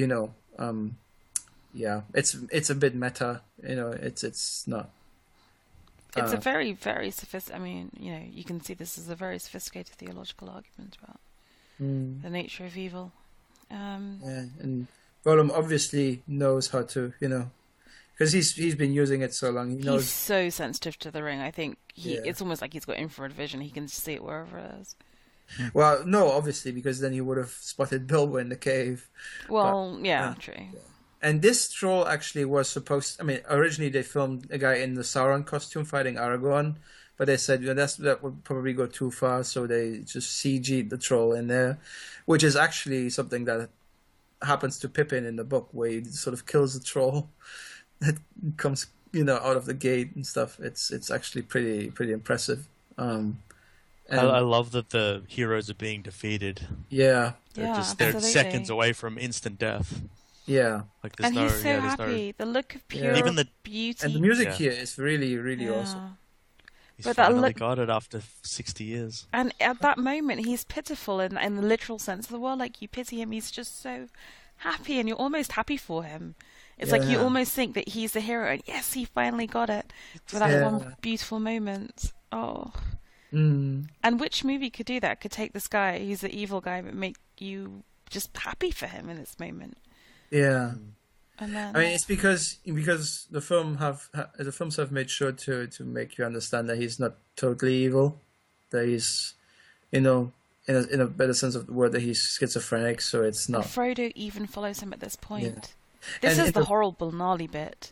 Yeah. Even at this point. Here, this is actually an improvement over the books because they're fighting over the ring, which is what the quintessential conflict is. It's just like everyone wants the ring, right? So it's and it's the Deagle Smeagol moment. Yeah, it's pet jealousy and covetousness while people are dying outside. Because in the books he just sort of like dances around and falls to his death. I don't know. Yeah, and even here he doesn't want the ring to melt, so he holds it above the lava for as long as possible. Exactly. He cares more about the ring than himself. And they say in a commentary that there's a moment just before he dies where he sort of recognizes that the ring betrayed him, so to speak, where he sort of sees that. And that's the thing, the ring always betrays you. It always betrays you. Mm. And I like the idea of of essentially the guy that no one expected to uh, do anything for the greater good in this series to essentially save everyone, even though he's not at all a good guy. Which I love this. Take my hand. It's like, yeah, don't let go. Don't give in. yeah, Don't give up. Such a beautiful love story. And it's echoes the image but at you the can end of see that Elijah the Wood first is movie holding where his where finger. Frodo's arm breaks the water and grabs Sam's hand and pulls him up. Of course, yeah. Yeah, and the Sounds like, oh, oh no, Oh it's shit, getting my hot. contact Oh, lens no. just got caught out. Ah! Yeah, A moment we all know. say so, what? yeah. That's Troll's Gandalf's like, I'm like, out. Run away. and I like how it's like, the magical people can sense it first, Gandalf, Legolas, and then it goes to the man. Something's going Don't wrong. say, yeah. Something's changing. Yeah. Oh yeah. And now the Max Situa is getting destroyed, which is sad because it was a No. great structure. It was a great miniature. Rest in peace, miniature. But also the way it collapses in on itself, and because of the particular architecture of this, some people have said looks a little bit too like the Twin Towers collapsing in on themselves. And it was released, if you remember, in 2001 Christmas. Oh well, I mean Yeah. that can't be helped. Yeah, no, for sure. I mean, The book is essentially 60 years old. I mean, it's a very old book. Like, get over it. Gandalf's weeping with awe. Yeah, and boom, everything gets destroyed. and then they're like, "Oh no, Frodo's not going to survive that." Oh, the music is beautiful. Yeah, and now everything, like, the armies are collapsing and stuff. It's also So what happens to these orky peeps? They just go into that hole, and that's it. some of the orcs Like the die, pit of some of them- Sarlacc just takes some of them out the just evil go- baddies. That's so stupid that it just like perfectly forms around the good guys. No, some of the orcs perfectly obviously destroys all survive. the bad Well, no, guys. because half the See, orcs well- are on the other side of the circle, right? So Yeah, some of the orcs get away. I mean, they just hide in caves. Yeah, but and the line essentially- of the chasm perfectly like matches where the good guys are standing. But then I suppose Faramir and his guys are going to go and live on that side of the river, aren't they, and clean up all these last remaining holdouts. And then what happens actually once the orcs get away is like they flee into some caves and essentially they start killing each other until the point where they are getting. I mean, at some point the orcs get they are going extinct. So it's Yeah. Poor orcs. Yeah. This is sort of an Indiana Jones-like moment where they're sort of running from lava. But yeah, Beautifully rendered. they should be choking to death right now. And this is a beautiful moment because he's like, "We've done it, we've succeeded, and now we can die in peace." Yeah, That's it. And like, amazing. it's done. And even after all this, it's still Mr. Frodo. Yeah, It's never Frodo. He never presumes. He knows his place. Amazingly, bizarrely British. yeah. I mean, the only thing is that you see some of the, burning rocks hitting the Nazgul and stuff. But I would have wished that the death was a bit more, shown a bit more in detail, because you sort of just get like one fireball hitting one, and then that's I it. mean, they presumably die as Yeah. Sauron dies. Like their magic Yeah. that resurrected them is dissipated. Baggins. You can see the Shire. Yeah. Yeah, the fireworks. like such a Don't talk about war fireworks stuff. moment. You have enough fire around you here at the moment. This is like the Party soldier tree. looking up from the trenches and picturing home. That's the one thing that you have essentially three films without Sam bringing up Rosie even once, and then at this moment he brings her up. It's a bit, I don't know.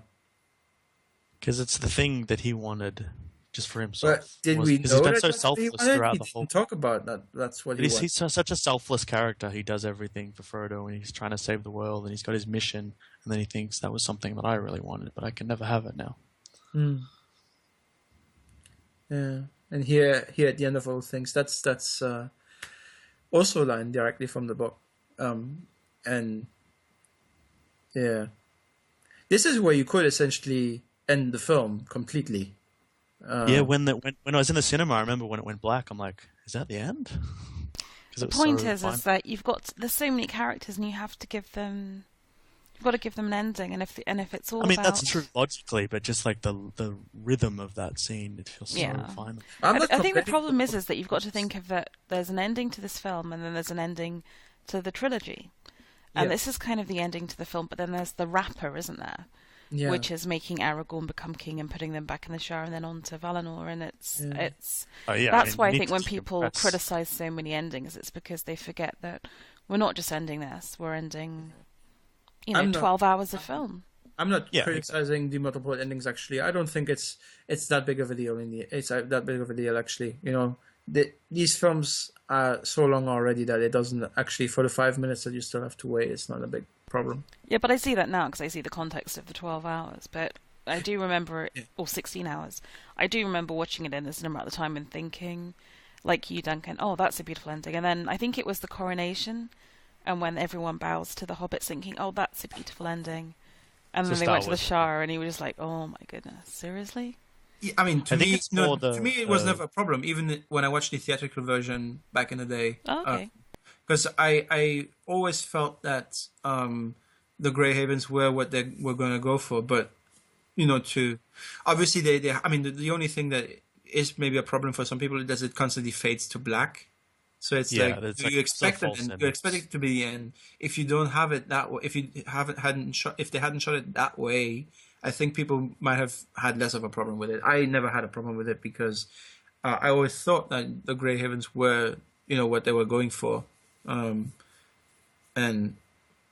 yeah, they obviously have. This is the bare minimum. Like this is the bare minimum of wrap-up scenes that you get, because you get everyone together, you get the coronation, you get them back to the Shire, and you get them to the Grey Havens. Like this all happens in like 5 minutes tops. So it's not actually that much. There's so many callbacks to the first movie. Like this is when he wakes up in Rivendell and he sees Gandalf. Yes. It's like he's died and gone to heaven or something. Yeah. Although like everything's safe, like we've just been in horror and suddenly everything's safe because Gandalf's here. Yeah. Although in the book it's made clear that at least Saruman says it, that he's using that Gandalf is essentially using the hobbits as a tool, that he's not actually concerned about them as people. Because, yeah, well, that's why I like the movie, because he is the chess master. He's moving pieces around a board, but you do see like the heartache when he hears that Frodo's died, and like he does care on a personal level about these people.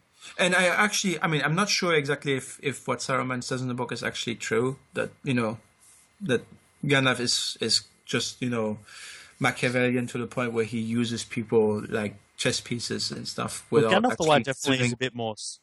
Gandalf the White definitely is a bit more serious. He doesn't have the fun Gandalf the Grey, let's hang out in the Shire and smoke weed. He's just like, all right, we've got to defeat Sauron. Yeah, no.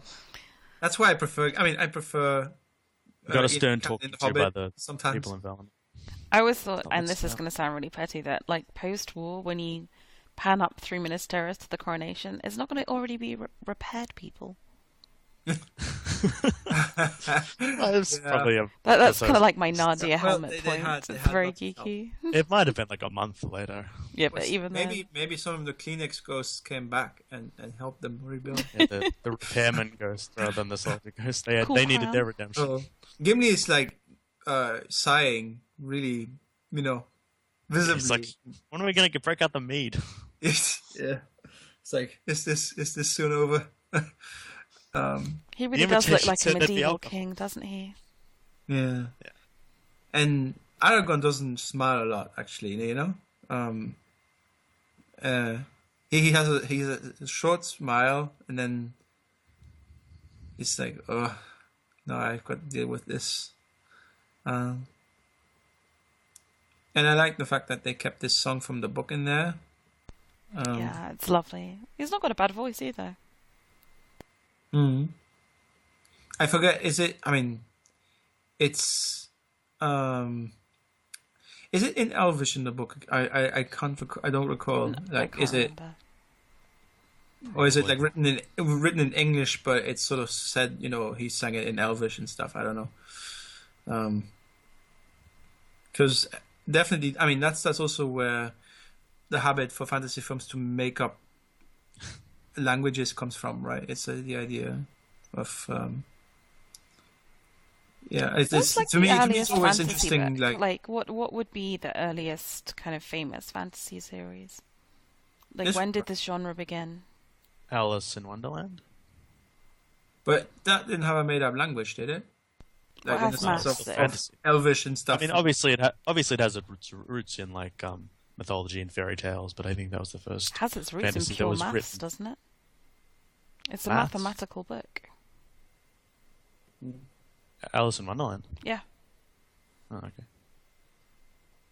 Like, I'm not making it up. Like, Google it. Like, No, no, I there's think, all I don't- through the Looking Glass. first It's like series math attempt- puzzles and logic. I think the puzzles. first serious attempt to do this was definitely with Lord of the Rings and The Hobbit. Yeah, it's his girlfriend. Yay! She's sort of, I mean, she's like giving herself as a present or something. I don't know. Well, her dad's She's giving her as hiding a present, behind which is the- even weirder. And then they like Yeah, have you- a full-on snog, which I always thought was quite bizarre, Yeah. in front of all Like, my peeps. they have been so ethereal until this point. And then he's like, "Yeah, let's get some tongues in this movie yeah, before it's too let's late. get down to business. It's And so he business takes the time." standard, right? He In the takes words of Flights of the katana. Concorde. And they don't talk actually, which is Yeah, weird. he's just straight in there. It's hilarious. I think this is one of the funniest movie kisses ever. It's like, because he like lunges at her mouth open, and it's just so funny. Give me some. Oh dear, and like that's her dad. That's just really awkward. Yeah, it's like backing away. This is weird. Oh dear. Galadriel's gonna beat the crap out of you later. Right. Wow. Oh, but I then it don't know. goes all soft and slushy. Kate Blanchett over Liv Tyler. Who would you choose? No, she's gonna beat up Aragorn because he's macking on her granddaughter. Oh yeah, that's true. Oh. Yeah. So That's a hard colour green to pull off. This is my favourite bit of like the whole film is when Yeah. he's like, "You bow So- to there's a no lot of- one." my friends. There's a lot of like really like you sort of It just tear up makes a me bit, cry. like, It's making me cry now. during this movie. Yeah. You bow to no one, and then he kneels, and they're like, "Oh, And oh it's- my god!" It's the tallest the hobbits have ever been because they're perched on the tallest city in the world, and everyone's bowing to them. Oh, No hobbit has ever stood that tall, that's so Yeah. cute. I've literally got tears in my eyes. and they're all nervous, like, "Oh, what do And we Sam's do?" face in particular just looks so awkward. Pippin is like really sort of Pippin's like, "Yeah, man."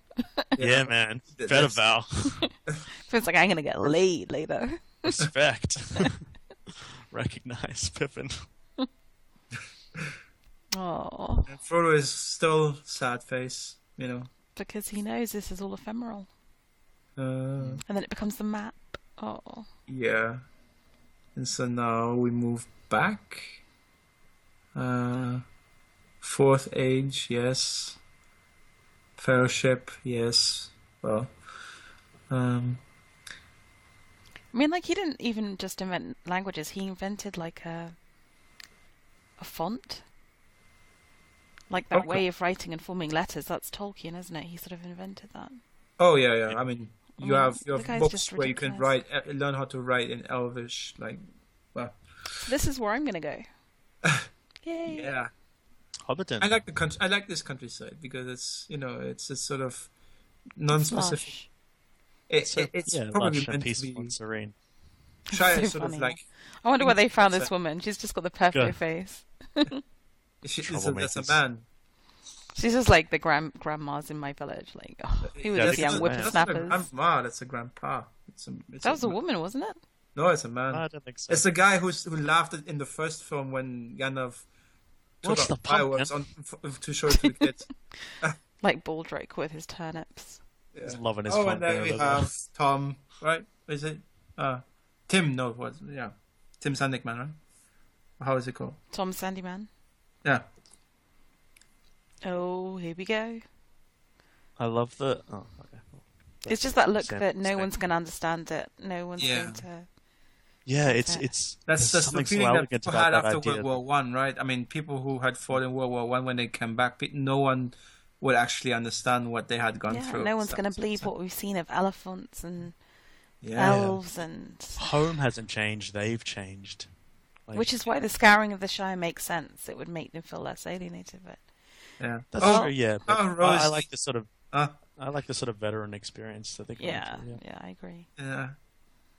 Here Like we everyone's go. just, nothing's changed, everyone's going like- about their business. I faced off orcs, I can ask a girl out. Yeah. And Pippin's face is so cute. Yeah. I can do this. Exactly. You know, I fought Gollum. Yay. Yeah. Aw, they're happy again. That's so cute. See, that's a nice movie kiss. Yeah. Not the Aragorn lunge. Uh, And it's a wedding, so they've got little cravats as well. That's hilarious. when she Pippin catching the Oh, big... it's Pippin. Well, Oh, hilarious. he's so pleased with himself. Form of mine, ladies.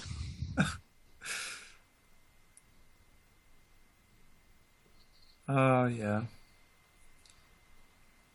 And that's also something, like, I mean, they make a big deal out of Frodo getting stabbed by the Morgul blade and stuff like that. It's, in the book, it's probably much more focused on than in the films.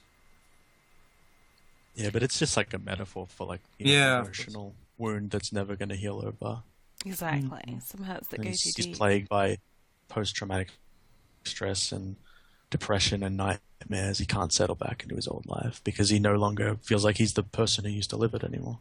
But I also think there's something to the idea that if all the magic has to fade from this world, then he kind of somehow, as a ring bearer, like a long time ring bearer, not just like Sam, needs to go to. Yeah. And in a way, he's like the last piece of Sauron that's left because Sauron sort Yep. of lives within. So him leaving is like the end of Sauron's reign. Wait, how is Sauron living within him? Well, like the ring sort of Well, the corrupts connection. him, Ring got enters destroyed. him, and the soul of Sauron sort of intertwines with his.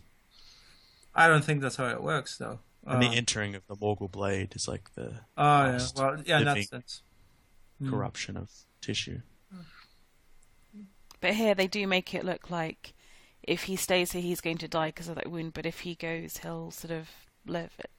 It feels much more mechanical in the film in a way. I think to the casual film viewer, maybe. Yeah, Oh, there thank and you. back again. I hope it's tale by Bilbo Baggins. If he was writing that big, that's not a big enough book, mate. And there's still some pages left over for Sam. Yeah. Yeah, you get 2 pages, Sam. That's all you're Yes. worth. Yeah. You get to write like another Yeah, 5 write about your pages. term as mayor compared to like the destruction of the ring. And here we see lovely Ian Holmes aged up considerably in his old man makeup. He doesn't look that much older, though, in fairness. Well, Just looks if I sort of recall, neat. I mean, I was surprised how old he looked compared to when we left him in Rivendell, right?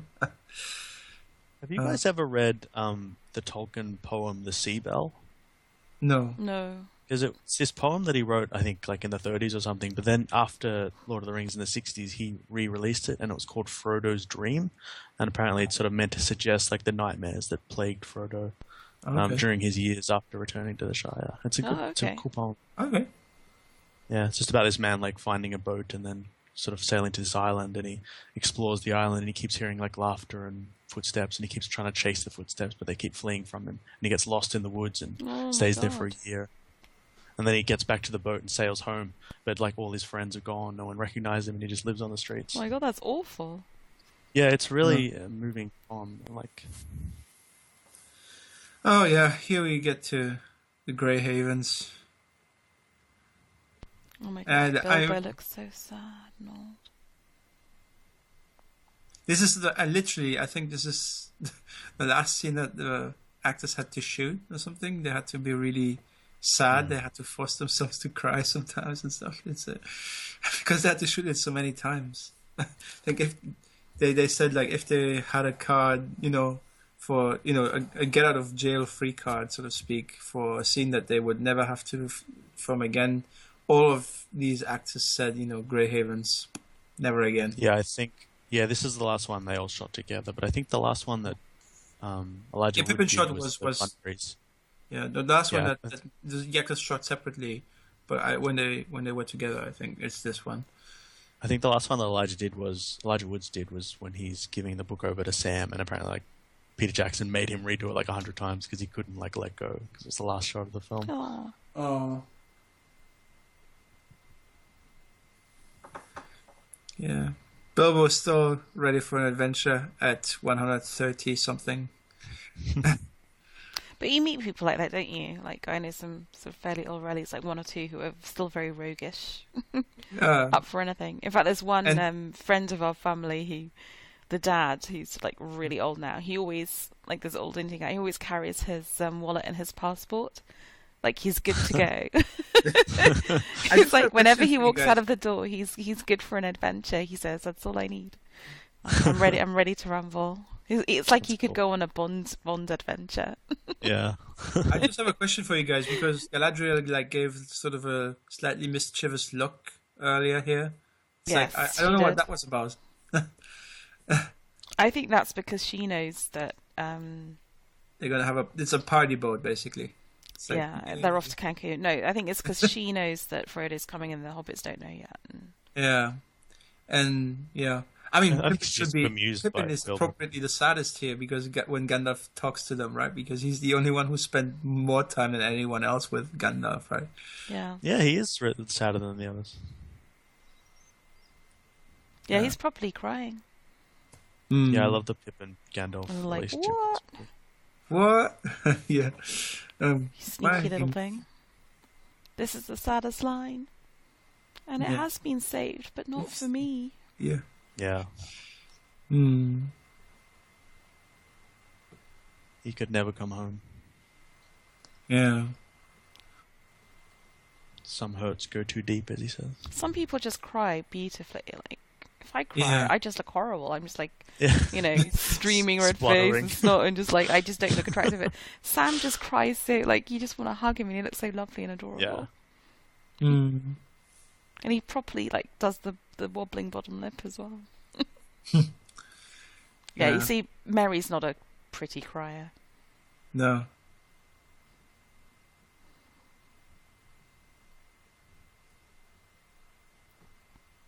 If they filmed this towards the end, they must have been getting totes emotion.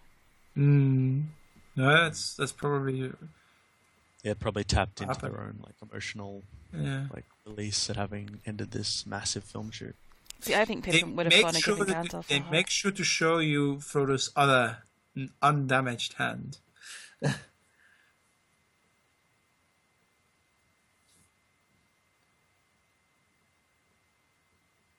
Yeah. I mean, and Sam is the last one. Well, this is unbearable.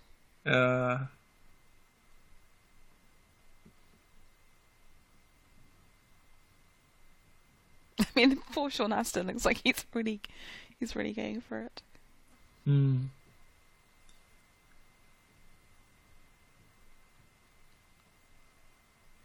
Yeah, but they all are sort of like, they go through the 5 stages of grief pretty fast here.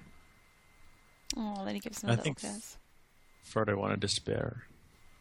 He wanted to drag him out. He just wanted to do it quickly.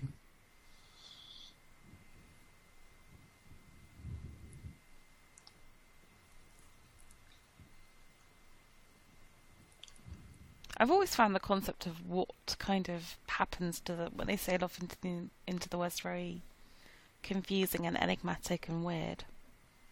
Like, is he going to die, or what's happening to him? Go to heaven. It's like it almost does feel like he's dying, or it's this act of sort of wading into the ocean like suicide or something. Like, no, well, they're gonna fall. I mean, it's probably like an iceberg waiting for them somewhere. Titanic.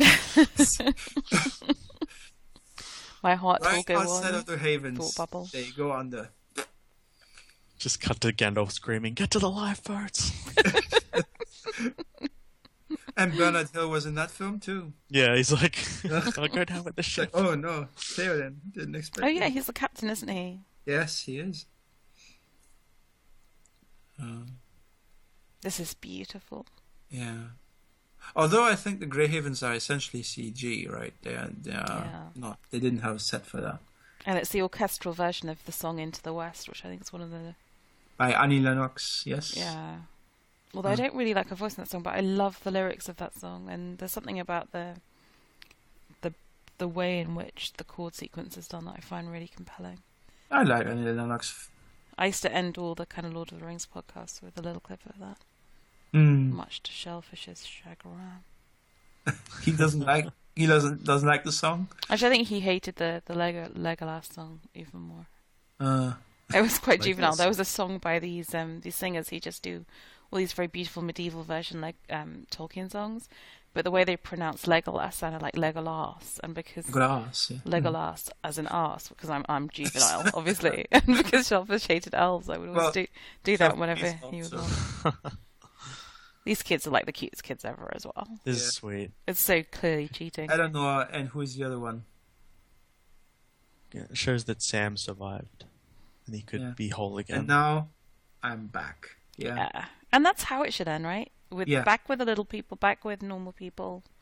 Yeah, it began at the Shire. And with a family, like with a film that we've discussed is so much about barrenness and sterility. End with a family, end with kids, end with a future, end with hope. And it's like this is what they're fighting for. This in a green place, right? Peaceful, in a happy. love. Yeah. I mean, they didn't have. They didn't give Sam the seeds of the Lothlorien trees, right? Which plants in the Shire and stuff, which would have been nice, if the party tree had suddenly been like a golden tree or something like that. Ruins the whole trilogy. Yeah. And then we get proper end credits, like with proper pictures. Mm-hmm. Yeah, they did the same thing with the last Hobbit film as well. They had like concept art at the end with Billy Boyd singing a song. Oh, okay. Maybe I must have just left very quickly then, because I don't remember that. Yeah, I stayed at. I mean, I knew that Billy Boyd was the singer because I read about the song earlier in a piece of news online and stuff, and it was already online before I watched the film, so I listened to it once. I mean, it's not a bad song. It's just not as memorable as this one. And yeah, I mean, when you consider what the work was that went into this, like 7 years of someone's life, it's like I mean, unless they really want to fuck it up, they can't remake those. But no, I nice do love this song. It's nice ending on the drawings by who are the authors? Alan Lee and John Howe. Yeah. John Howe. Because there's so much of this, the look of this film was conceived in their mind. I mean, there's parts of this one that are directly taken. I mean, it's wonderful because it's so. I always think it's quite funny that some of these drawings don't really look like the actors. Oh, some of them are uncanny. Yeah, Liv Tyler's uncanny. I think Frodo didn't look very much like him. This is a good one. Liv Tyler's, yeah. Viggo Mortensen. That's yeah. good.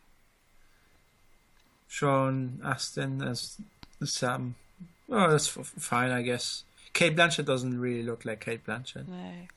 How much screen time did Kate Blanchett even get? Like, it doesn't feel like she's not in much. She's in The Hobbit a lot more, isn't she? Yeah. She's a much bigger character. Probably 20 minutes in 3 films, right? But she gets pretty high billing. I guess she's a pretty big name actor. She's a really important character to some degree, right? Well, she's the only Oscar winner, right? So yeah, that's true. Yeah, that probably helps. And Hugo Weaving, like, it's funny because usually he plays like. See, villains. Faramir doesn't look like Faramir.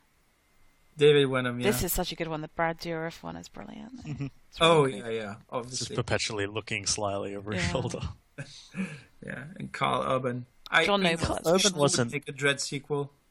Yeah, it's lovely that they give Andy Serkis one as Andy Serkis as well. Yes, yeah, and as Gollum, which you know. I wish they would have gotten him the Oscar though. Sean Bean. I always wonder, is that like a contractual thing, where at the end of the film they say "with" and then they'll name two big you name have actors? to. You get more like if you want to be seen as you're having a small part in the film, but you just think you're awesome, then your agent can get you the and with, and it usually means you're getting more points in the film as well.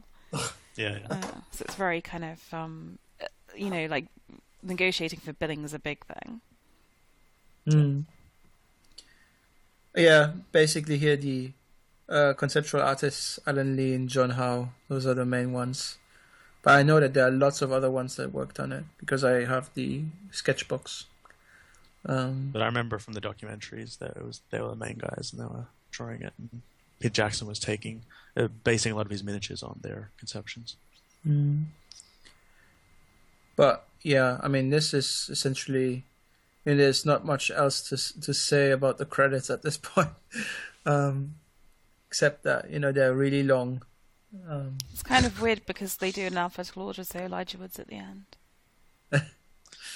I kind of wish there'd be like an Avengers thing at the end where it's like Sauron's hand jumps out of the rubble. Like Carrie. Yeah. So that you pull the Skeletor like from He-Man and Sauron will return.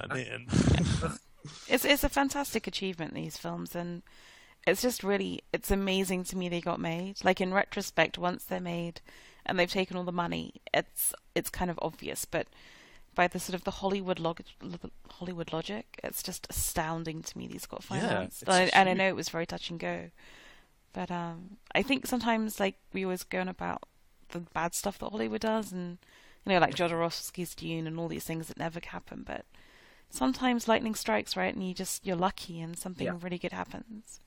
And it was maybe maybe we can trilogy, like, has that ever been done before? Like a trilogy of films all shot at once? No, Matrix, they did the second two together, but Pirates of the Caribbean also.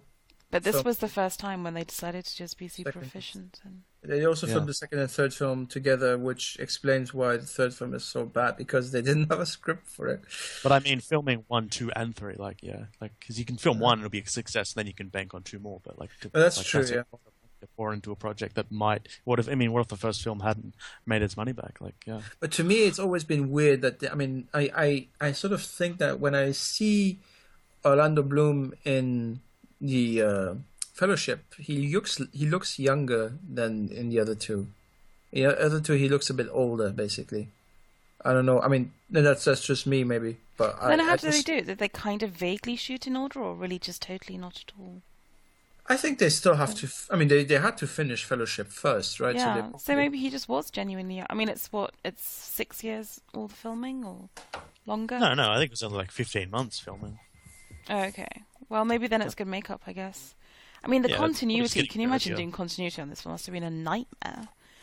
Jumping around so much. I mean, those guys. Especially because they had to rewrite the scripts multiple times as well. So there's no such thing as a continuity Oscar, but if there was, this film should get it.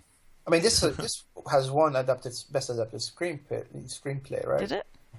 I'm not sure. Like the Return of the King won 11. Return of the King won kind of basically everything, right? That was just like the Oscars saying, "Yeah, you guys did something special." Just throw everything at them. And it just sucks if you happen to be a film that was released in the same year. Except for acting, I don't think they ever won an acting award, which I would have given it to Sean Astin. I thought he was good. I would have given it to Sean Astin actually. Definitely best supporting actor, and I would have. And what they should have done, they're really stupid because they were like so hung up on the fact of arguing the case that the Gollum character is still acting and being all purist. I would have just said, look, we're going to put Andy Serkis up as a cameo best supporting actor for his actual role as Smeagol, like in a little cameo at the start of this one, and just not had a go at the Academy for having stupid roles, and he probably would have won it. Because there are people who've won for really small roles, like in Shakespeare in Love, Dame Judi Dench got it for like 3 lines of acting. So I think if they'd have played the game a little bit cleverer, they could have got him an Oscar. Yeah. I just imagined people at the Oscars, in 2004, essentially going like, "Why are we even here?" Like every award goes to the Return of the King. So it's like, but you never know, do you? I mean, I think there's films that people always think are a lock, like Brokeback Mountain, and then it went to Crash. So. Even this year, I suppose, a lot of people thought Boyhood would get everything, and then it went to Birdman. So the Academy's usually like a couple of years behind. Birdman, so I have no problem with that. A reward some film like 2 years after the actual film should have won. Well, it's like Martin Scorsese, right? He won for what was probably his worst film, or even I think, Julianne Moore's great in I'm Still Alice. Sorry, Still Alice, but.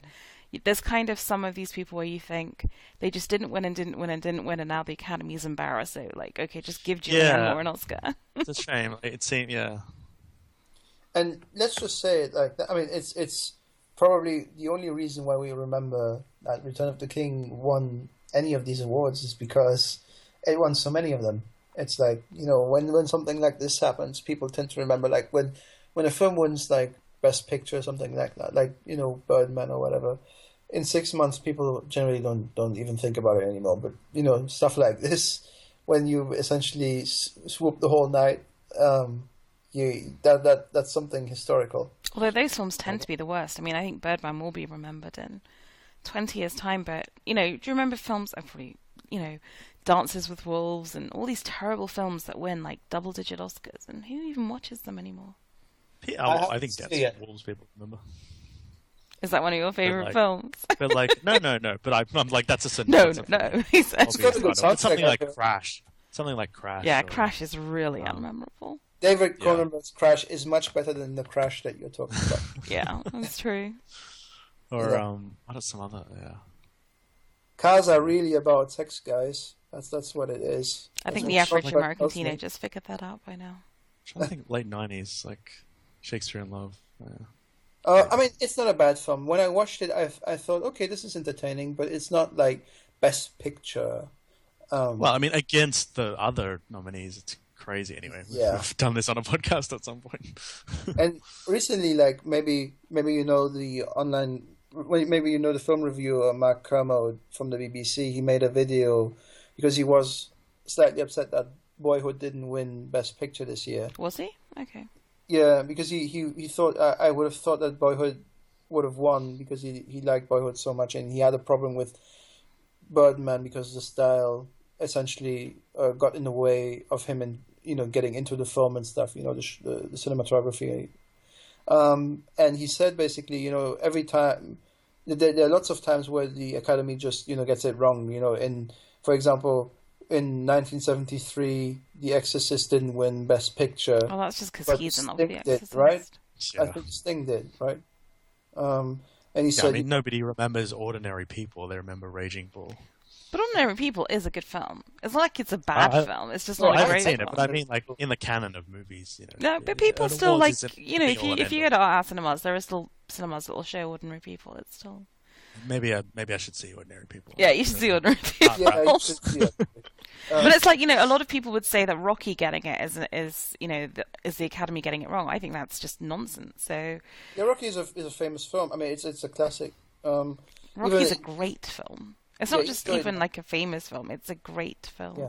Even though it might not be like the most like. No. Rocky is a great film. It is the most. Yeah. I don't think. Rocky. Yeah, to me, there are years where I don't understand, like Driving Miss Daisy. Like, oh Jesus Christ! Yeah, that's just such a bad film. It'll be interesting to see whether in future years, in decades to come, people will think Selma's a great film. We'll have to see, but I think like when you have moments with Crash, essentially winning over Brokeback Mountain and stuff, it's like. But sometimes, it's. I mean, the thing with Crash is, I think they got the campaign was really well organized in that year, and with Brokeback Mountain at the time, I think not everyone got a screener and stuff like that, which is also why. It was a tiny film, and the demographic of that voting community is very old, and Ski's quite conservative as well, so it's why you just can't take it that seriously. Yeah, I mean, to me, it doesn't matter essentially, but it's probably sometimes it's an indication maybe of quality because they don't get everything wrong. Like I mean, when a documentary wins an award or something, usually it's it's often deserved. So sometimes an award is an indication of quality, but not always. I mean, it's a very general celebration of the movies that year, and occasionally it'll shed light on a sort of lower indie film, but usually it's just the big sort of tentpole releases that they celebrate. Yeah, I mean, like honestly, if you took just a list of all the movies that were nominated this year, regardless of who won, and just looked at things like Birdman, Boyhood, Grand Budapest Hotel, Leviathan, Ida. I mean, they're Whiplash. They're all they would all be in my top 20 films of last. They're all great films to watch in their own way. They're just all very different, and you can't go that far wrong. I mean, okay, maybe you can say Boyhood should have got this one rather than that one, but I just hate that they always screw up the best animated feature category, because I feel I just don't understand why the Lego Movie didn't win that. not just that, but even among the nominees, like Princess Kaguya and Song of the Sea, I think those why even nominate those, like Big Hero 6. Even just being nominated is going to shed Big Hero 6 it's going to shed more light on them. Sorry? Yeah. Even just being nominated is going to shed light on films that might not necessarily be known by the mainstream public, animated films, documentaries, short films, things like that. But Princess Kaguya was made by the guy who gave us Grave of the Fireflies, arguably one of the best animated films ever made. And, this was his last feature film. It's like with the Miyazaki nomination last year. It's like, why even nominate those if you're not going to reward them? When I looked at the list of films that won Best Animated Feature, it tends to be Pixar or Disney. It's rarely do you get someone who is not. Yeah, because the other films should really probably, there's always ambiguity about whether they should be in Best Foreign Language Film. So I think that's a little bit, they get caught between two stools a little bit. But to me, it's like, just give it to Disney, like, automatically, or to Pixar or whatever, because when it's always the same company, I mean, that's essentially, that to me, that indicates that they don't take that category very seriously, which is, this year we have another indication because they didn't nominate the Lego Movie. I think maybe they didn't nominate it because of the live action parts in it. That's what I'm saying. Yeah. That's all I'll say. I mean, Lego is fairly reminiscent of Pixar, so I don't think it's that big of a leap for them to. I think there definitely are institutions like Disney and Pixar and various directors that they keep coming back to because it's a safe bet. Yeah. But yeah, I mean, just because Big Hero 6 just came out I think Lord of the Rings deserved all the awards it got. It's like there's no question about that. I don't get the back up the truck. Kevin Smith argument, basically, that the Lord of the Rings is obviously inferior to Star Wars because Star Wars did it first. I mean, you can reduce any film to a bunch of movements. Like, that's not an argument. Yeah, but but why compare? It doesn't, like, the world is such a big and gloriously wonderful place. Why do we need to say, it's about comparing Lord of the Rings to Song of Ice and Fire or Star Wars? I mean, they're both different and bizarre and glorious things. It's cool. Yeah. I mean, to dispute your point, which one do you guys prefer, Star Wars or Lord of the Rings trilogy? Lord of the Rings, definitely, because I think that the thing with Lord of the Rings is it had a definitely good third movie whereas Return of the Jedi is a bit of a I like Return of the Jedi. I love Return of the Jedi. Muppets in space, but. What's wrong with Muppets? Muppets are awesome. No, it's nothing wrong with Muppets. You sound like it's a bad thing. It's essentially Fuzzy Bear, but What's wrong with Fuzzy Bear? Nothing. Fuzzy Bear's a legend. I like the final lightsaber battle between Luke and Darth Vader. He's taunting him. That's one of the best. That's one of the most emotionally charged scenes in cinema history. And it's so unchoreographed. It's just raw rage and him pummeling his father. Like, and then when he picks up the Emperor and puts him down the chute, that's just and then you have genius. I mean, you have Harrison Ford running around not doing much or being awesome, killing Harrison Ford, smoking fools. But I mean, to me, it's got the whole Jabba the Hutt scene. I'm just remembering Return of the Jedi now. Return of the Jedi is a fucking awesome film. I'm sorry. Yeah, I mean, I'm gonna watch that now. I've just never been a Star Wars fan in a sense. Like I like them. I don't love them. I think they're important, because they sort of heralded the way for the blockbuster industry to take hold, for the better or the worse. But yeah, I mean, Empire Strikes Back is the best of the Star Wars films, and essentially because George Lucas is not directing it. Bina, do you have a favorite, or you can't separate the two different? To me, I think Bina. Oh, sorry, excuse me. I don't know. I mean, I think it's very hard because I watched, I came to Star Wars.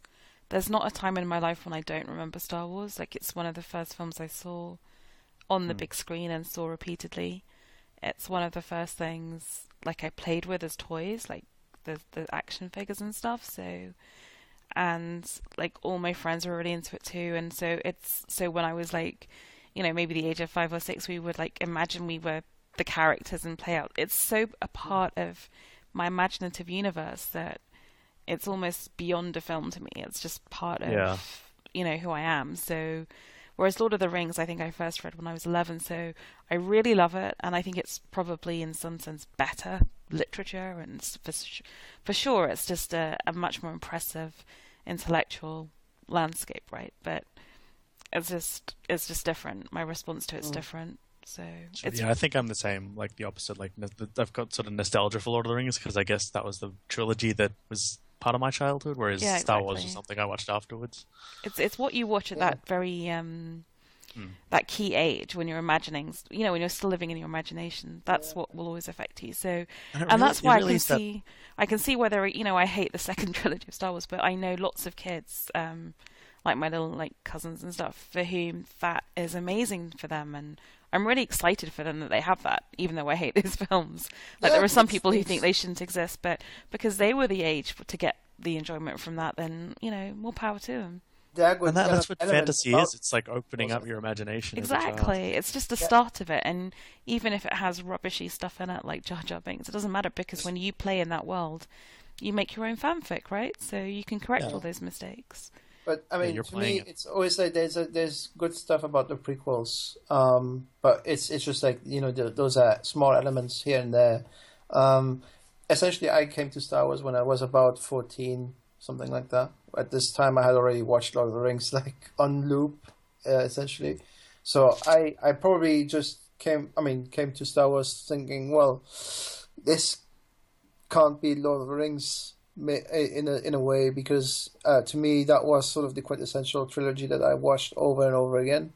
And yeah, in the end, I found probably much more problems with Return of the Jedi than I did with Return of the King or something where basically I just thought, well, one of them has 3 consistently good films and the other one has 2 great films, and the last one is a bit more uneven in parts, I think. So that's sure, yeah. Just what I thought.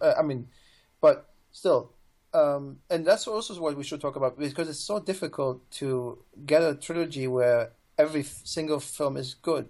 I haven't seen any. Other. Yeah, I was trying to think of some of the other Story. ones. I guess Toy Story, Back Toy to the Story, Future, maybe. Mm-hmm. They make a 4th one now. Let's hope it goes well. Don't do it. Although it might be good. Yeah. But anyway, I guess we've come to the film, so I should formally close out the DVD commentary. We've even talked through the extended credits. So I just want to say, well, thank you to the listener who has listened to 16 hours of this. And thank you very much to Matthieu, who's also borne with me through it, and also to Duncan. So thank you very much, guys. Pleasure. Thanks. Bye.